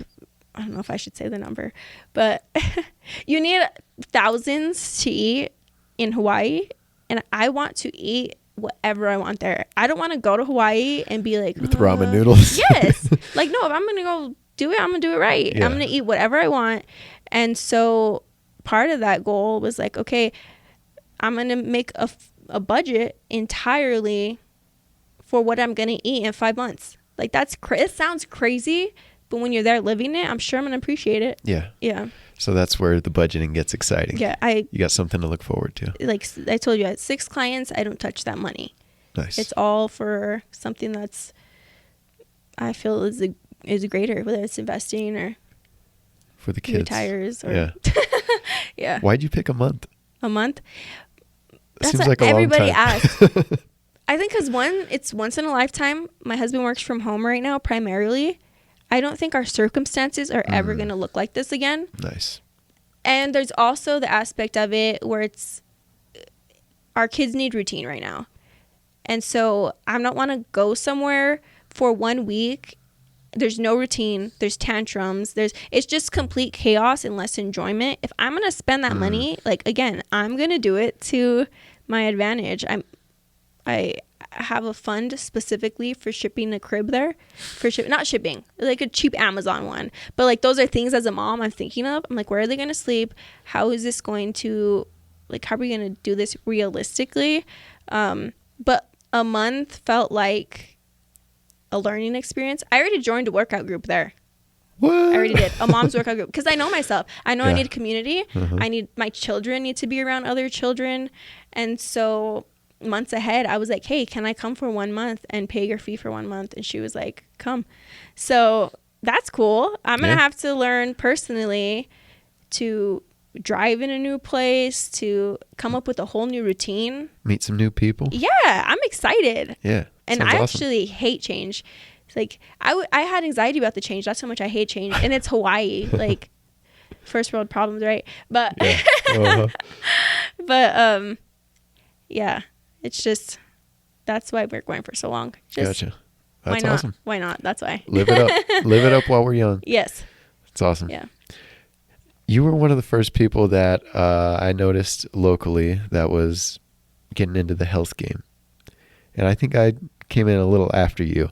But can you tell me a little bit about your health journey, where it started? And It's funny you say what that it's because like? I wouldn't even characterize myself under that. I guess I like I would post a lot of fitness content early on. But you would also post like Recipes, good food. And That's how my mom cooked my whole life. Okay. Like, she cooks so healthy. Well, now what people consider healthy is probably, like, she wasn't tracking macros, but every meal had a protein, a carb, and a vegetable. Like, every single meal, it was always balanced. And so that was initially just what I liked, because I grew up like that. It was just like, oh, this is how we eat. I didn't know there was anything different. You know, we never ate fast food. We never had soda. Like, I didn't have my first full soda till like adulthood, honestly. And I didn't want one. We just didn't have them. We never had chips. So when we'd go, but we were able to get whatever we wanted from the store in terms of like fruits but that's the stuff that I liked. We always had a garden. So my parents have a really awesome garden. We had like 400 head of cattle. So we would have like butcher our own steer, stuff like that. So yeah, you wouldn't know it, but I grew up around ag. I know that you know that, but I think the average person would never guess that. But I did, and had a lot of responsibilities towards animals growing up, like a lot. Oh, Borderline too much. it was a lot of horses. Yeah. I remember that was my chore, feeding the horses every morning. And in elementary, I was like, I'm just done. I'm not feeding them anymore. So then I got in trouble and I got assigned a new chore. And like for, I don't know, 8 years, I had to clean the kitchen every night. So I wish I would have stuck with the horses. Should have fed them. But anyway, yeah, I was around a lot of livestock. A lot of farming. My grandparents have a huge farm just for themselves, but that would be like so exciting when like it was time to go pick all the tomatoes, and I was just around that. But definitely my mom's cooking attributed to this. So I don't know, as I got to college and had an actual kitchen. Wait, you know what really did it? I tore my meniscus in high school and I got fat. Then I tore Really? Then I tore my other meniscus in my other knee like 2 years later. And I remember before surgery, I was like, I am not getting fat this time. So the time I was on crutches was like, I don't know, over 7 days that you have to be on crutches. And so that was the first time I ever meal prepped. I meal prepped 15 meals. Because, dude, I wasn't getting fat again. I was so insecure for the first time in my life about my body. And after that, I was like, okay, it worked. I'm going to keep doing this. In my senior year, I meal prepped breakfast, lunch, and dinner the entire year. It just became a routine. So then that's how I got into fitness. But later on in life, I got sick of the same meals, and I really just liked cooking. So I would try to incorporate, because it was my style of cooking, the things I liked, healthy recipes. And I liked sharing those. Nice. I really liked sharing those. But yeah, it happened because I got fat. What was the biggest difference between when you got fat and then the second time that prevented that? The way I was eating. What specifically? And then, and you know what? I got a trainer because I remember when I got my cast off or whatever I had on, not only did I gain weight during that time period, it wasn't just the week, right? It was a long time that I couldn't do physical activity. But when I got my cast off, I had one skinny leg and one bigger leg just naturally. Yeah. So I already had it lined up. I saved my money since I was working at my parents' company. I saved my money to get a trainer. Back then, trainers were like $15 an hour. And in high school, as a junior, I was getting personal training twice a week. And that was the first time I saw my body transform into something entirely different. And between that and eating healthy, it was just like, whoa, this is really cool. I really just transformed my body. So that's where that habit really started. Nice. And so I'm all about trainers. Even though I don't have one anymore, I think they're so essential. I would pay a month ahead because I could at that time for $15. Yeah. But that, if I had to miss a Tuesday, because I would do Tuesdays and Thursdays, I remember I was definitely like, okay, well, when else do you have open? Because I already paid you my $15. Yep. Like, and he was good about it. He was awesome, that trainer. But that is really where my habit of working out came from. Awesome. I watched one of your YouTube videos, and it was your. Oh God, I'm scared. No, it was your coming to Christ story. Oh, okay. Yeah. Can we talk about that? Sure. I think it's a little. It's 'cause you're different than me. Catholic. Yeah, because I grew up in the church. Like, it's all I ever knew. Mm-hmm. But for someone that wasn't like that, I think your story will definitely resonate a lot better. So I did grow up Catholic also. I wasn't as involved as it seems your family was. We would just kind of show up. But this is interesting because I want to hear your take on Christianity versus Catholicism. Yeah. But I'll tell my story first. Okay. So essentially, I was in math class and there was a guy talking to me all about like really interesting spiritual experiences that I have never heard about before, especially in Catholicism. Like, you don't hear about that stuff. So I thought he was lying, and he was saying like, no, I prayed over this person and that happened. And I was getting annoyed because we were taking a test. And so long story short, I was like, okay, if your stories are so real, then pray for me right now. And just kind of like telling him like, please stop talking. And he just looked at me like, what? And I was like, then pray, go pray. And he prayed over me, and literally I just started bawling. Like, I had never felt the Holy Spirit in my life until that moment in math class. And it was so life-changing that to this day, like, I am changed from that moment. Wow. And it was just an ordinary place that God showed up in, and it changed how I wanted to live. It was a hard thing for my parents because they were Catholic, and I was like, guys, I want to go to this new church, and they were like, no. Like, I remember my dad's like, are you passing out at that place? Are you? Because you see like on, I don't know, you think of Christians when you're Catholic and they're like crazy and they pass out at church. You think of like from that aspect sometimes, especially then. And so they said no to church initially. Like, I couldn't go to church. I needed to keep going to Catholic church. But then finally I convinced them, what if I go to Catholic church with you, and after that I go to the Christian church, because I was driving at this point. And then they were like, okay, fine. And as I was going more, they were like, I asked, can I get baptized in that church? And that was really when they were just like, you're taking this too far. Like, you're already baptized. When you turn 18, you can do that. And so when I turned 18, right away, I got baptized. And yeah, I definitely didn't understand Catholicism very much. I could recite everything. And I would go to confession and stuff, but I just still don't think I'm getting a better understanding of Catholicism. Once I was out of it, I had more of a judgmental look on it, of like, all the stereotypical, like, why do you pray to Mary? That's weird. Why are you praying to saints? But the more I understand it, that you're kind of, how I have perceived it is essentially like you guys are saying, just like you'd ask your friend to pray for you, like, hey, I'm going through something, can you pray for me? That's kind of how you're talking about the saints in a way, which I don't understand because they're not here. So maybe you could explain that to me. Maybe I'm putting you on the spot. Whew. High pressure. No. Convert me. No, I'm just kidding. Just kidding. No, I think you're spot on there. I mean, you're asking them to pray for you, and yeah, they're not here, but neither is the Holy Spirit. I mean, gotcha. Here, like, I get the idea. Yeah, they're here. I don't know. I'm not super well versed in that either, so I couldn't tell you exactly, but I think you're on track. What I don't understand about Catholicism is why they think it's the only religion to go through. Okay, yeah. Like, I understand Jesus, but I don't understand. I know there's, like, I guess some scripture that have reference stuff is what I understand, but okay, go ahead. From my perspective, I'm not claiming all Catholics think this, but I do not think it is the only way. Okay. So I think there are many paths to healing, developing your spirituality, and ultimately reaching salvation. That sounds kind of weird, but heaven, whatever you want to call it. I think there's many paths. And because it never made sense to me since a little kid, there's billions of people in this world. There's billions of people that aren't Catholic. Yeah. Are they doomed to hell?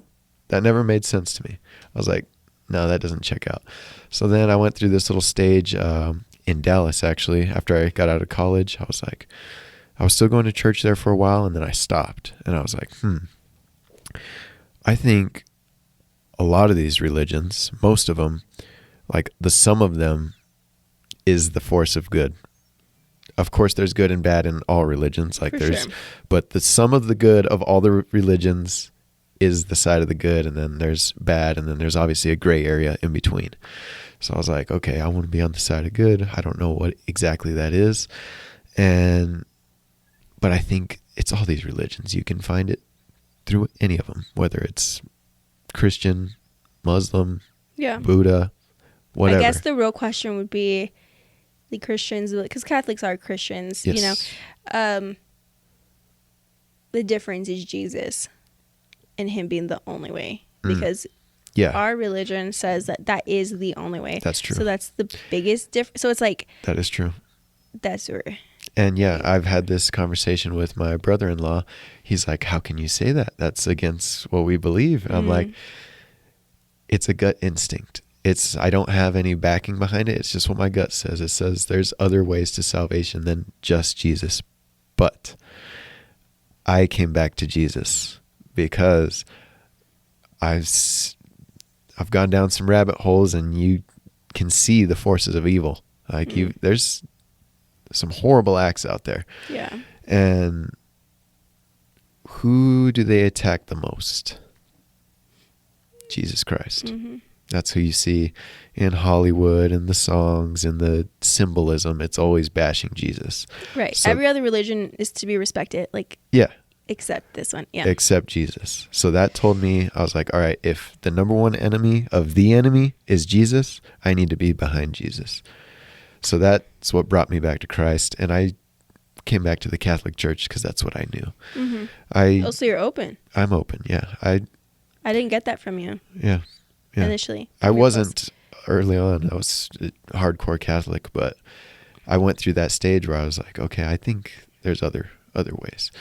Now, this might get me in trouble with my dad. I was going to say, they're going to hate me after this conversation. Yeah, no. We haven't really had that conversation, but I think he knows. He knows. But I also consider myself a devout Catholic, which that's kind of conflicting. It's conflicting. But what you're stating is not right. So it's more of a title you've taken on, pretty much, than a belief system. Yeah. I mean, it's a way I practice my spirituality. Do you do the rosary? I do. Okay. Not like daily, but yeah. Shame. Yeah, no. I'm not a perfect Catholic. But nobody is. Nobody's perfect. No, for sure. So that's where I'm like. But interesting to know that I didn't realize you were like open to trying out a Christian church or something, because I go to a great one. Are you trying to convert me right now? So that's called to do it. No, just kidding. I'm just kidding. Yeah, no, it's interesting. It's a tough conversation for many people, And especially for me, when I say it's just a gut instinct, it's like there's no backing in the Bible or anything. Like it's just what I feel. And I've learned to trust my gut over the years. And that's where I'm like, nope, I'm sticking to that. But I'm still going to ride with Jesus. Yeah, because he's the one under attack the most. So if we're going to fight that force, I need to be behind him because he seems like the flag carrier. Yeah. For the good side. No, I know I it gets weird talking saying. about good and evil, you know. Some people me. No. I like it. Okay. Yeah. Some people get uneasy about it, but it's like you can feel the spirit of evil in different places. Yes. For sure. A casino. That's like a weird low key one, but I get weird vibes in casinos. I do not like it. That's funny. Me and Josiah were just talking about casinos in this way last night. Oh, really? Yeah. Yeah. Like I've gone there several times. Each time I'm walking around, I just get bad vibes. It's like, what are these people doing? I don't know. No offense. I don't hope I don't offend anyone, but if that's your deal and you can do it responsibly, yeah, no. Go for it. But no, I get you. I get weird feelings in there. But then you talk about child sex trafficking. That's definitely not good. Right. So there's evil out there, and there's levels to each. There's like obvious things that are like in the flesh and things that are of the spirit that are evil. Yeah, I get you. I did want to ask you, what did you feel that moment when that kid prayed for you, where you said you felt the Holy Spirit? Yeah, it was so overwhelming that like I was crying so hard. And I think since I had never experienced or even known of anything like that, it would have been one thing if I had heard of it before and was like, oh, this is it. But it was more like, what the heck is this overtaking me? And so that's when I asked him immediately after, where do you go? 'Cause that was my first question. And he told me what church. And I like immediately I was like, I need to go. And I started going to a youth group there. Wow. And they would like talk about demons and stuff and pornography, like real stuff. That was the first time. This sounds crazy. Okay, how old was I? 16. That was the first time I knew men watched porn and women too, but I didn't know it was like they asked a question. It was like my second day there and they're like, who of you struggle with porn? And everyone's hands went up and I was like, in my head I was like, no one. Yeah. And it was everyone. It's a huge problem. You know, it's a huge, I could go on and on about porn, to be honest, like how much I despise it. And but that's a whole other topic. We'll be here all day. That is another topic.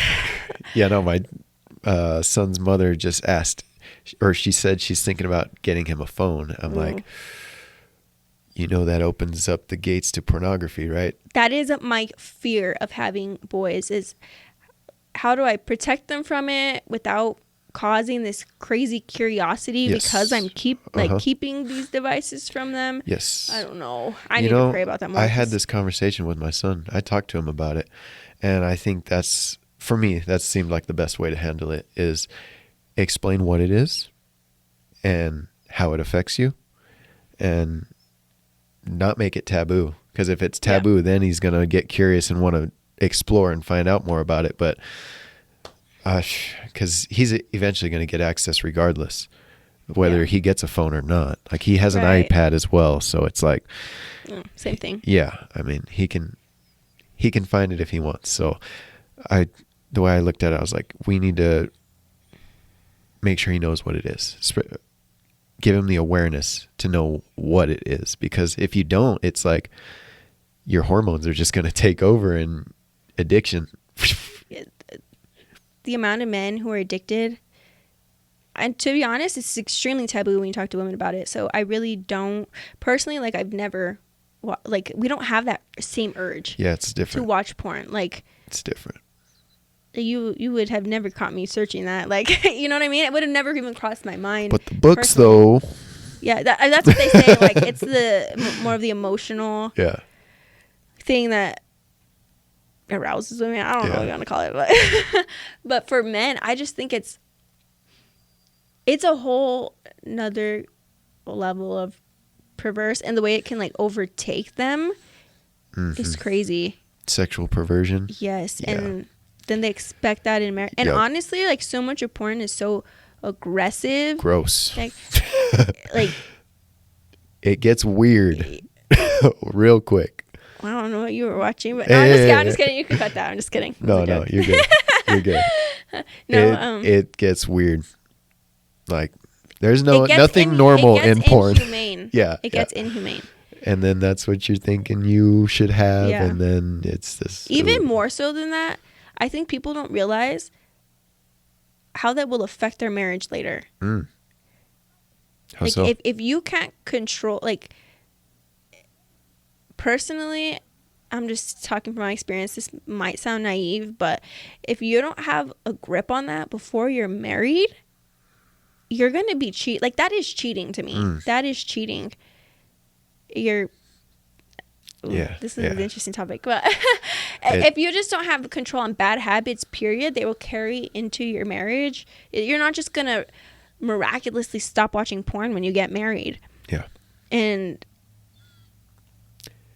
I think what that does also is, if you think it's okay, maybe for some people they think that's okay to watch. Some people do.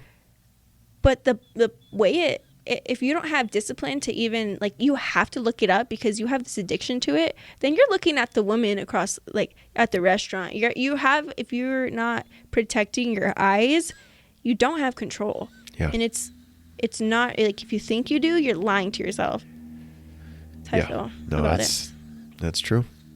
And that is one of the biggest things that men struggle with nowadays is lust and porn. And the sad thing is, it's either 1/3 or 2/3 of men are virgins. Oh, I heard that it's increasing. Yeah, because of it's the access definitely to porn. increasing because it's getting harder to find a possible mate. It's probably 1/3. 2/3 sounds that sounds like think really it's high. 2/3. Really? Yeah, it sounds crazy, but it is crazy, and there's several reasons to that, but porn is definitely a contributing factor because they're getting addicted to that, and then there's no need to go find your woman because there's your libido's being taken care of by some women that sold their soul. And not always. They weren't always the sex trafficking that's going on. Like, sometimes it's not even at the mercy of themselves, and that's the whole other topic. Yeah. Like, it's dark. I think that's something important to tell your son also. I don't know if at this stage that he's at, that's something that would really resonate with him. But knowing, like, the person that you're watching on this platform is actually forced to do this. Not always. But that there's potential. That's a reality that I think he should know. I overlooked that as well. I didn't realize that's that. a high percentage too. Yeah. Higher than you would think. Mm-hmm. Yeah. But I was only 16 when I realized porn was really even a thing. And I think I had, like, an anger towards men ever since that. I'm still, like, I don't trust men very much. I think every man is, are we all sinful? Yes. But I think something that I've had trouble letting go of, like, I think after that it was like, no man ever has any good intention. Like, they all do it. Like, nobody told me. That's how I felt. Yeah. No, it's hard. I've struggled with it in the past, and it was the last thing that I had to conquer. I mean, alcohol, all these other addictions, but porn, I had to conquer it, and it wasn't easy. It's like, 'cause I was like, why do I need to conquer it? It's like, but like, this is good for me. No, not necessarily, but that's what my subconscious was trying to convince me, probably. Yeah. And I was like, hey, no, it's got to stop, because how am I supposed to find my wife if I'm giving up this energy to these random people? Yeah. And it's, And that's where your drive is coming from. Your drive, like, you're giving that away to nobody, like, or someone on the internet that who knows how they got there. And I think as for women, it's like, okay, you guys are watching all this porn, but you want a virgin, or you want, like, all these unrealistic standards. But with that being said, I think it is so unfair to, to have all these sexual desires, but you want the virgin. Like, get out of here. That's how it feels as a woman. Like, are you kidding me? Yeah. you want someone perfect, but you're doing all this on the side. Yeah. Like, yeah. Get out of here. That's a harsh truth. That's a harsh truth right there. Yeah. Harsh truth. But like as a woman, a man who has overcome that, which I'm trying to what I try to give grace to is the way men and women are created. I don't have the desire to watch any of that. Like sexually, I don't have those desires, so I will never fully understand the struggle, right? Yeah. It's like a drug addict. I'll never know what that feeling is like because I've never experienced that. So I try to give grace when hearing about like men with extreme addictions to porn. Yeah. But at the same time, a man who has overcome that, you feel like, dang, you could overcome anything then. Like you are a disciplined man if you can do that, because I understand now how extremely hard that is. Yeah, 100%. I mean, and there's so many things that funnel and lead to it. I mean, you've got the movies, the sex scenes and whatnot, but worse is the Instagram. Oh, there's the naked girls. Yeah, God, my husband doesn't have social media. I think about that constantly. Yep, there's so much soft porn on Instagram, and then you got the OnlyFans, whatever. But Instagram, I believe, leads men to porn more than anything else. So how are you protecting yourself from that? Me? I want to know. I unfollowed all the girls that are showing their asses on Instagram, and you could wholeheartedly say maybe that. not all of them.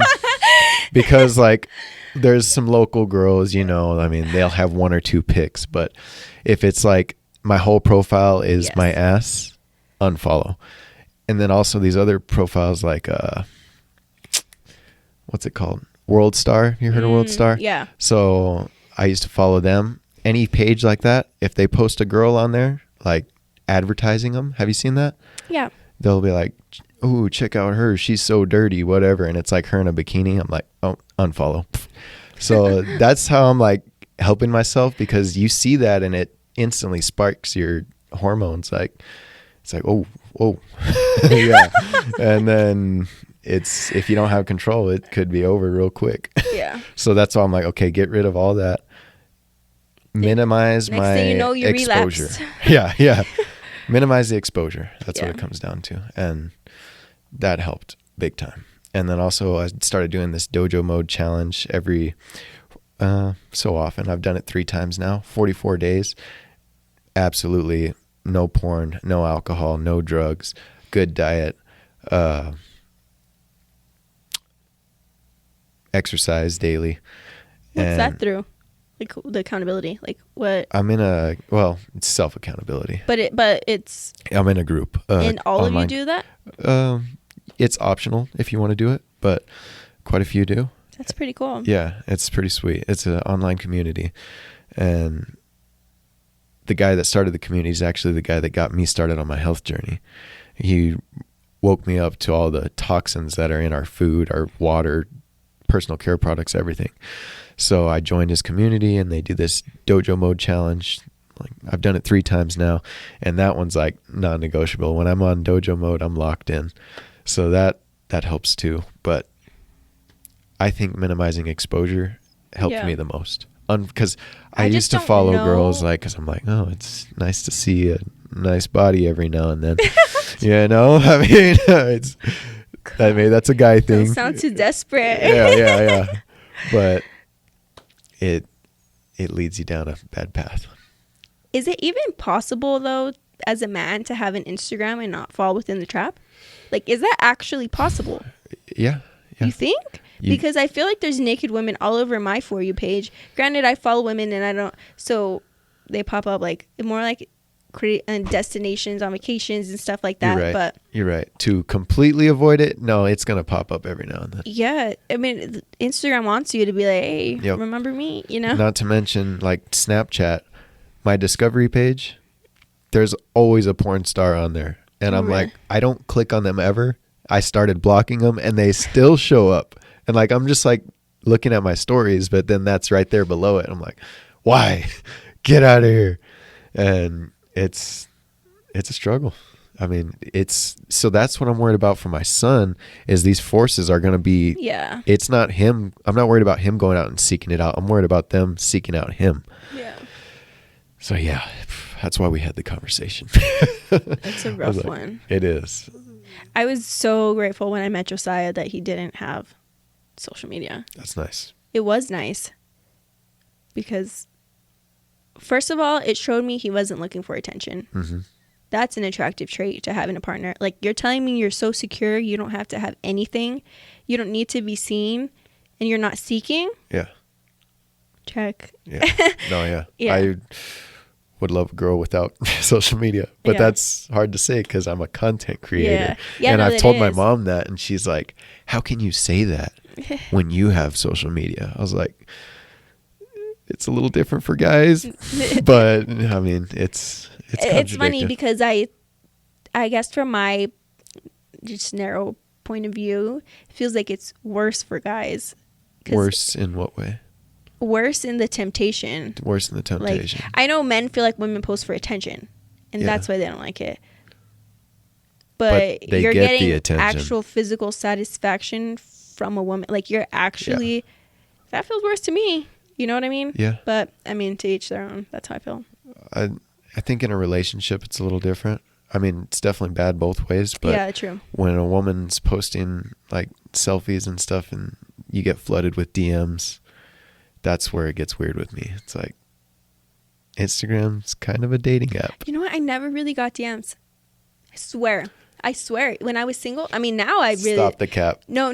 I swear. But I mean, I wasn't posting like thirst traps, but... Yeah. So... But come on. No, come not on. really.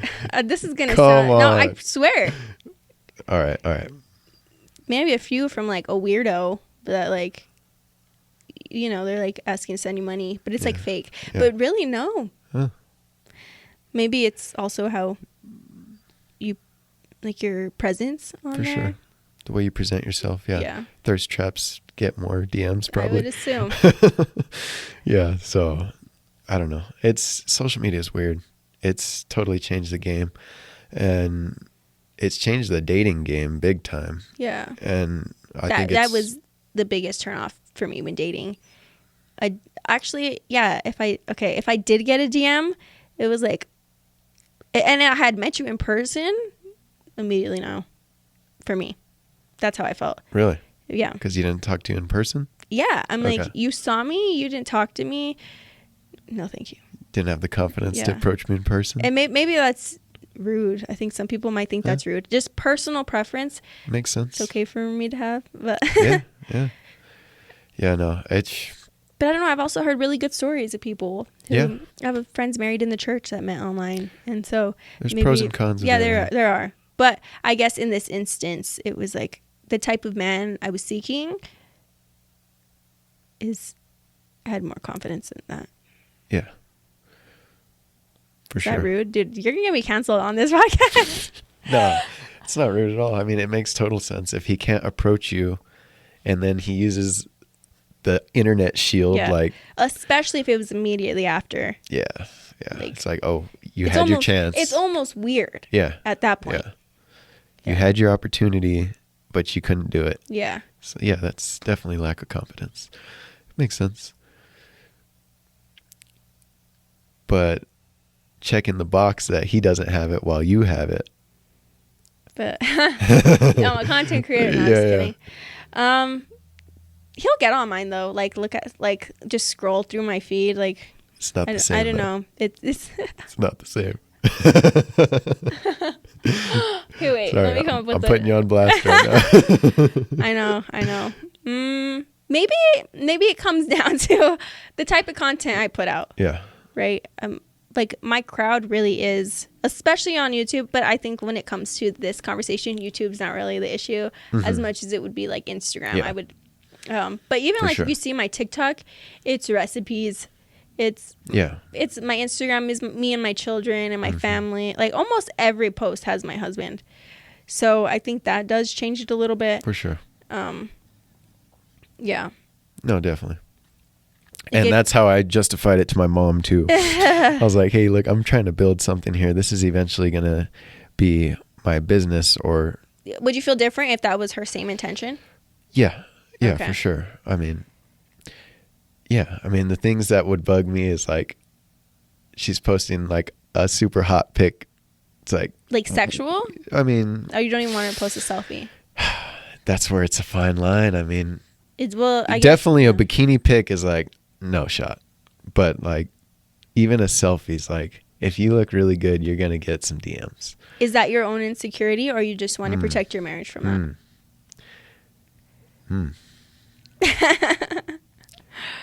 Well, It could be a little bit of both. It could be both. It's my security, not insecurity, in protecting her. Like the same way on Instagram, I'm unfollowing all these, minimizing her exposure to temptations. Maybe that's how I'm justifying it right now. This is totally off the cuff though, so Yeah. I don't know. Yeah.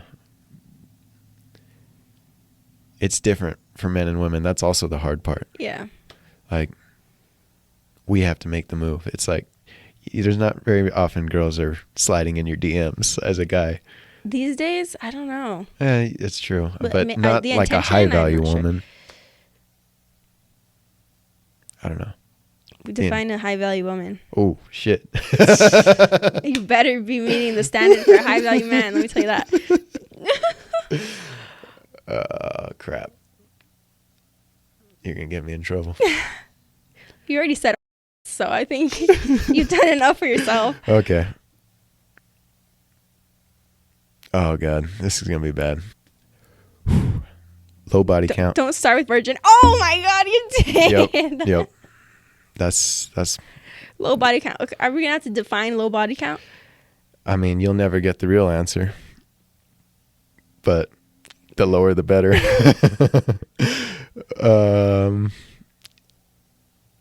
Loyalty. And and a home. That's simple. That's all I care about. And I've had experience with women with higher body counts, lower body counts. I've seen it firsthand and how it affected me and how it affected our relationship. And you in terms of like your insecurity because of it? I don't like that word, but kind of, yeah. I wouldn't say insecurity, but yeah, I mean, yeah. I mean, it's a natural also reaction. Baggage. Like with each sexual partner comes baggage. And do you think does that go both ways, men and women, or you think it's different? I think it's different. For a woman to have sex with a man, she's got to be like in love with him. That's not true. I mean, that's not true at all. That's not true, but it takes stronger emotions for a woman to have sex with a man than like she's got to have it thought out. Like a guy could just do it and then be fine. She's less likely to just carry on with her day and not think about it again. Have a one night stand. It's a lot more rare. So maybe not nowadays, but yeah, I don't know. So for a woman, it's baggage. For a man, how does it impact him by having? Because I do think it's also benefits men to have not so many sexual partners. How does it positively affect a man in your way, in your opinion, or negatively? Positively, a man's got in order to have sex with a woman, a man has to. Doesn't take much. No offense. He has to earn it. Oh, you're saying in a positive way that he should earn it? Yeah. Like a woman doesn't just hand it out. What do you mean? Wait, maybe I didn't say the question correctly. Okay. Like what are the benefits for a man not having so many sexual partners? What are the benefits? Of him having less? Yeah, of him having less. Oh.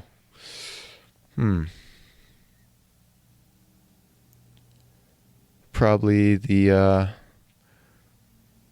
similar to the porn stuff, the deviancy, having all these crazy fantasies. It's like the self-discipline. Yeah, it's trying to get more, better. I don't know. If you've got less, then it's like you're less likely to want more. Maybe. Okay. I don't know. I just pulled that off the cuff right now. But I get where you're going with that. Yeah. But on the contrary, having more, he's got to become a exceptional man to have many partners? Like Exceptional man. an exceptional man to have many partners. I don't. I have heard that because I know it's harder for a man to have sex versus women. It's a lot easier, more options. But an exceptional man, he just needs to be really good looking. That's fair. That's fair. Or a really good player. Very tall. Yeah. Probably. Yeah. Good looking and tall, he probably has that helps. more Big more time. options. Big time. Yeah, no, for sure. For sure. That is okay, I'm talking from a short person here. I wasn't born with 6 feet like the rest of my family. Just kidding. That's true. Your brother is tall. Yeah, brother, all my cousins, my That's dad, true. my uncles, everyone's 6 foot. But it's okay. I was born short for a reason. Yeah, I don't know. You're right.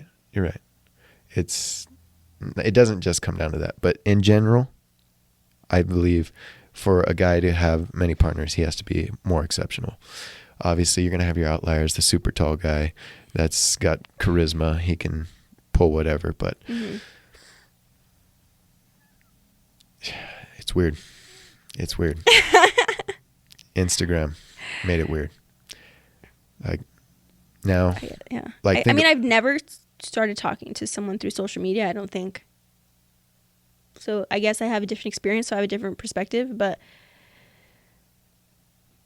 I don't know. I'm trying to even think of my friends who have. That's why I know it happens. I just firsthand have not seen it super often. Seen what? Seen Couples? Yeah, like people hooking up or I just think it's created a lack of confidence. Especially, I used to think this all the time too. This is where, like, especially in high school, if I didn't have, like, if I had a boyfriend and I was on social media, immediately I was so insecure.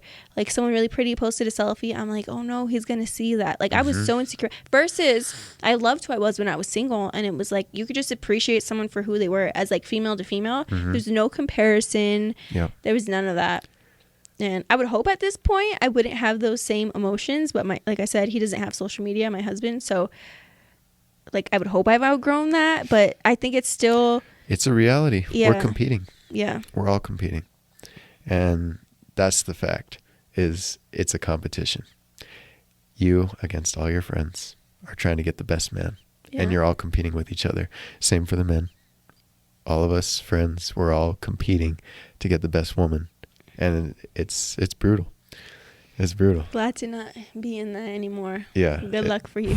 Thank you. I need it.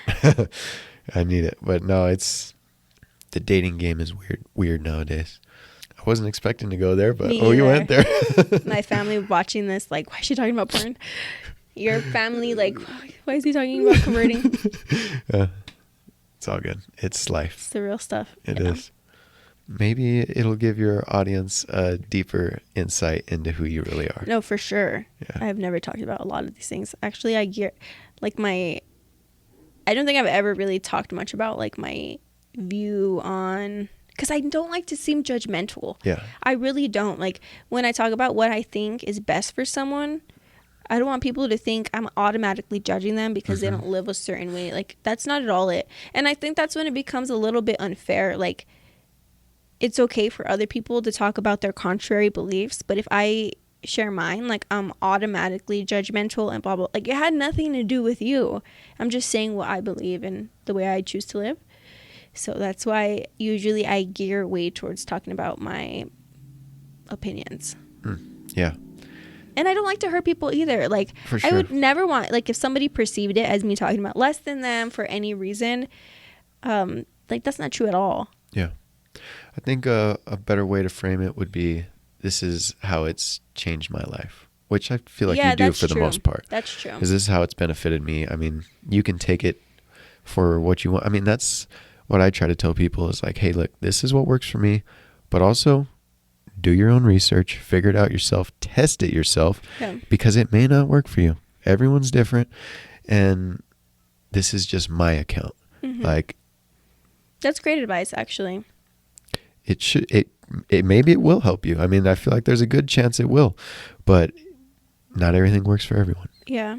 And I do think, wrapping it up, coming back to content, I think the best content creators are the ones that are so authentic and reliable, because they truly do, like, whatever, speak their truth. I actually don't like that quote. Yeah, it's a little weird. It's a little cringy. My truth. Your truth. Yeah.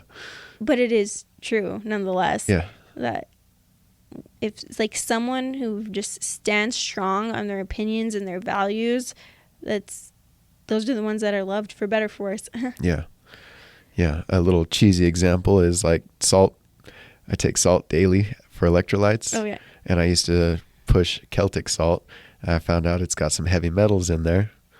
Not enough that'll, like, obviously kill you, but Yeah. we want to minimize our exposure to heavy metals, so I've switched to a different one. So now if someone asks for salt, I'll give them the different one. If they see the old one, I was like, yeah, sorry. I used to take that one. I do have a video on YouTube and a short. It's one of my fastest growing shorts, and it's me with Celtic salt. I'm like, but I pinned a comment on there. I was like, hey guys, I found out it has some heavy metals in there. I use this brand now, but at the end of the day, it's not going to kill you. So I think it's better having those electrolytes with the heavy metal exposure than no electrolytes. So I don't know. I think it's okay to change opinions. Okay, got it. But yeah, got a few closing questions to wrap this thing up. Okay. Do you have any advice for 18-year-old Lauryn? 18-year-old Lauryn. Wow. I think she had no idea life would move so quickly. I had no idea I would get married so young at 22, and my mom got cancer amongst everything that like changed in my life. That was really hard, and having babies. So there's a lot of highs and lows. This is going to sound cheesy, but it's so true. Like, my faith has carried me through my marriage, through my mom's diagnosis, probably like the lowest time of my life. And amongst that, I felt spiritually prepared to battle her cancer. Like even though that was probably the closest I've ever got to depression, because for a long time we didn't know like what her diagnosis was. So it's like, is something really bad going to happen soon? Are you going to be able to go into remission? Like we didn't know for a while.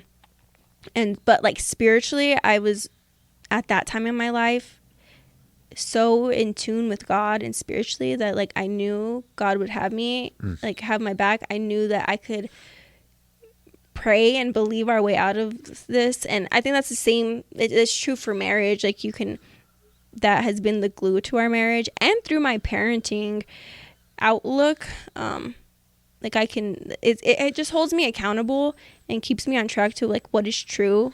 Like, so to sum that up, I guess I would tell myself at that point, because when I was 18, that was like really my true like spiritual awakening, and I would just urge myself to continue seeking the Lord, like seriously, because trust in God. Yeah. And like, again, that sounds cliche, but no, it doesn't.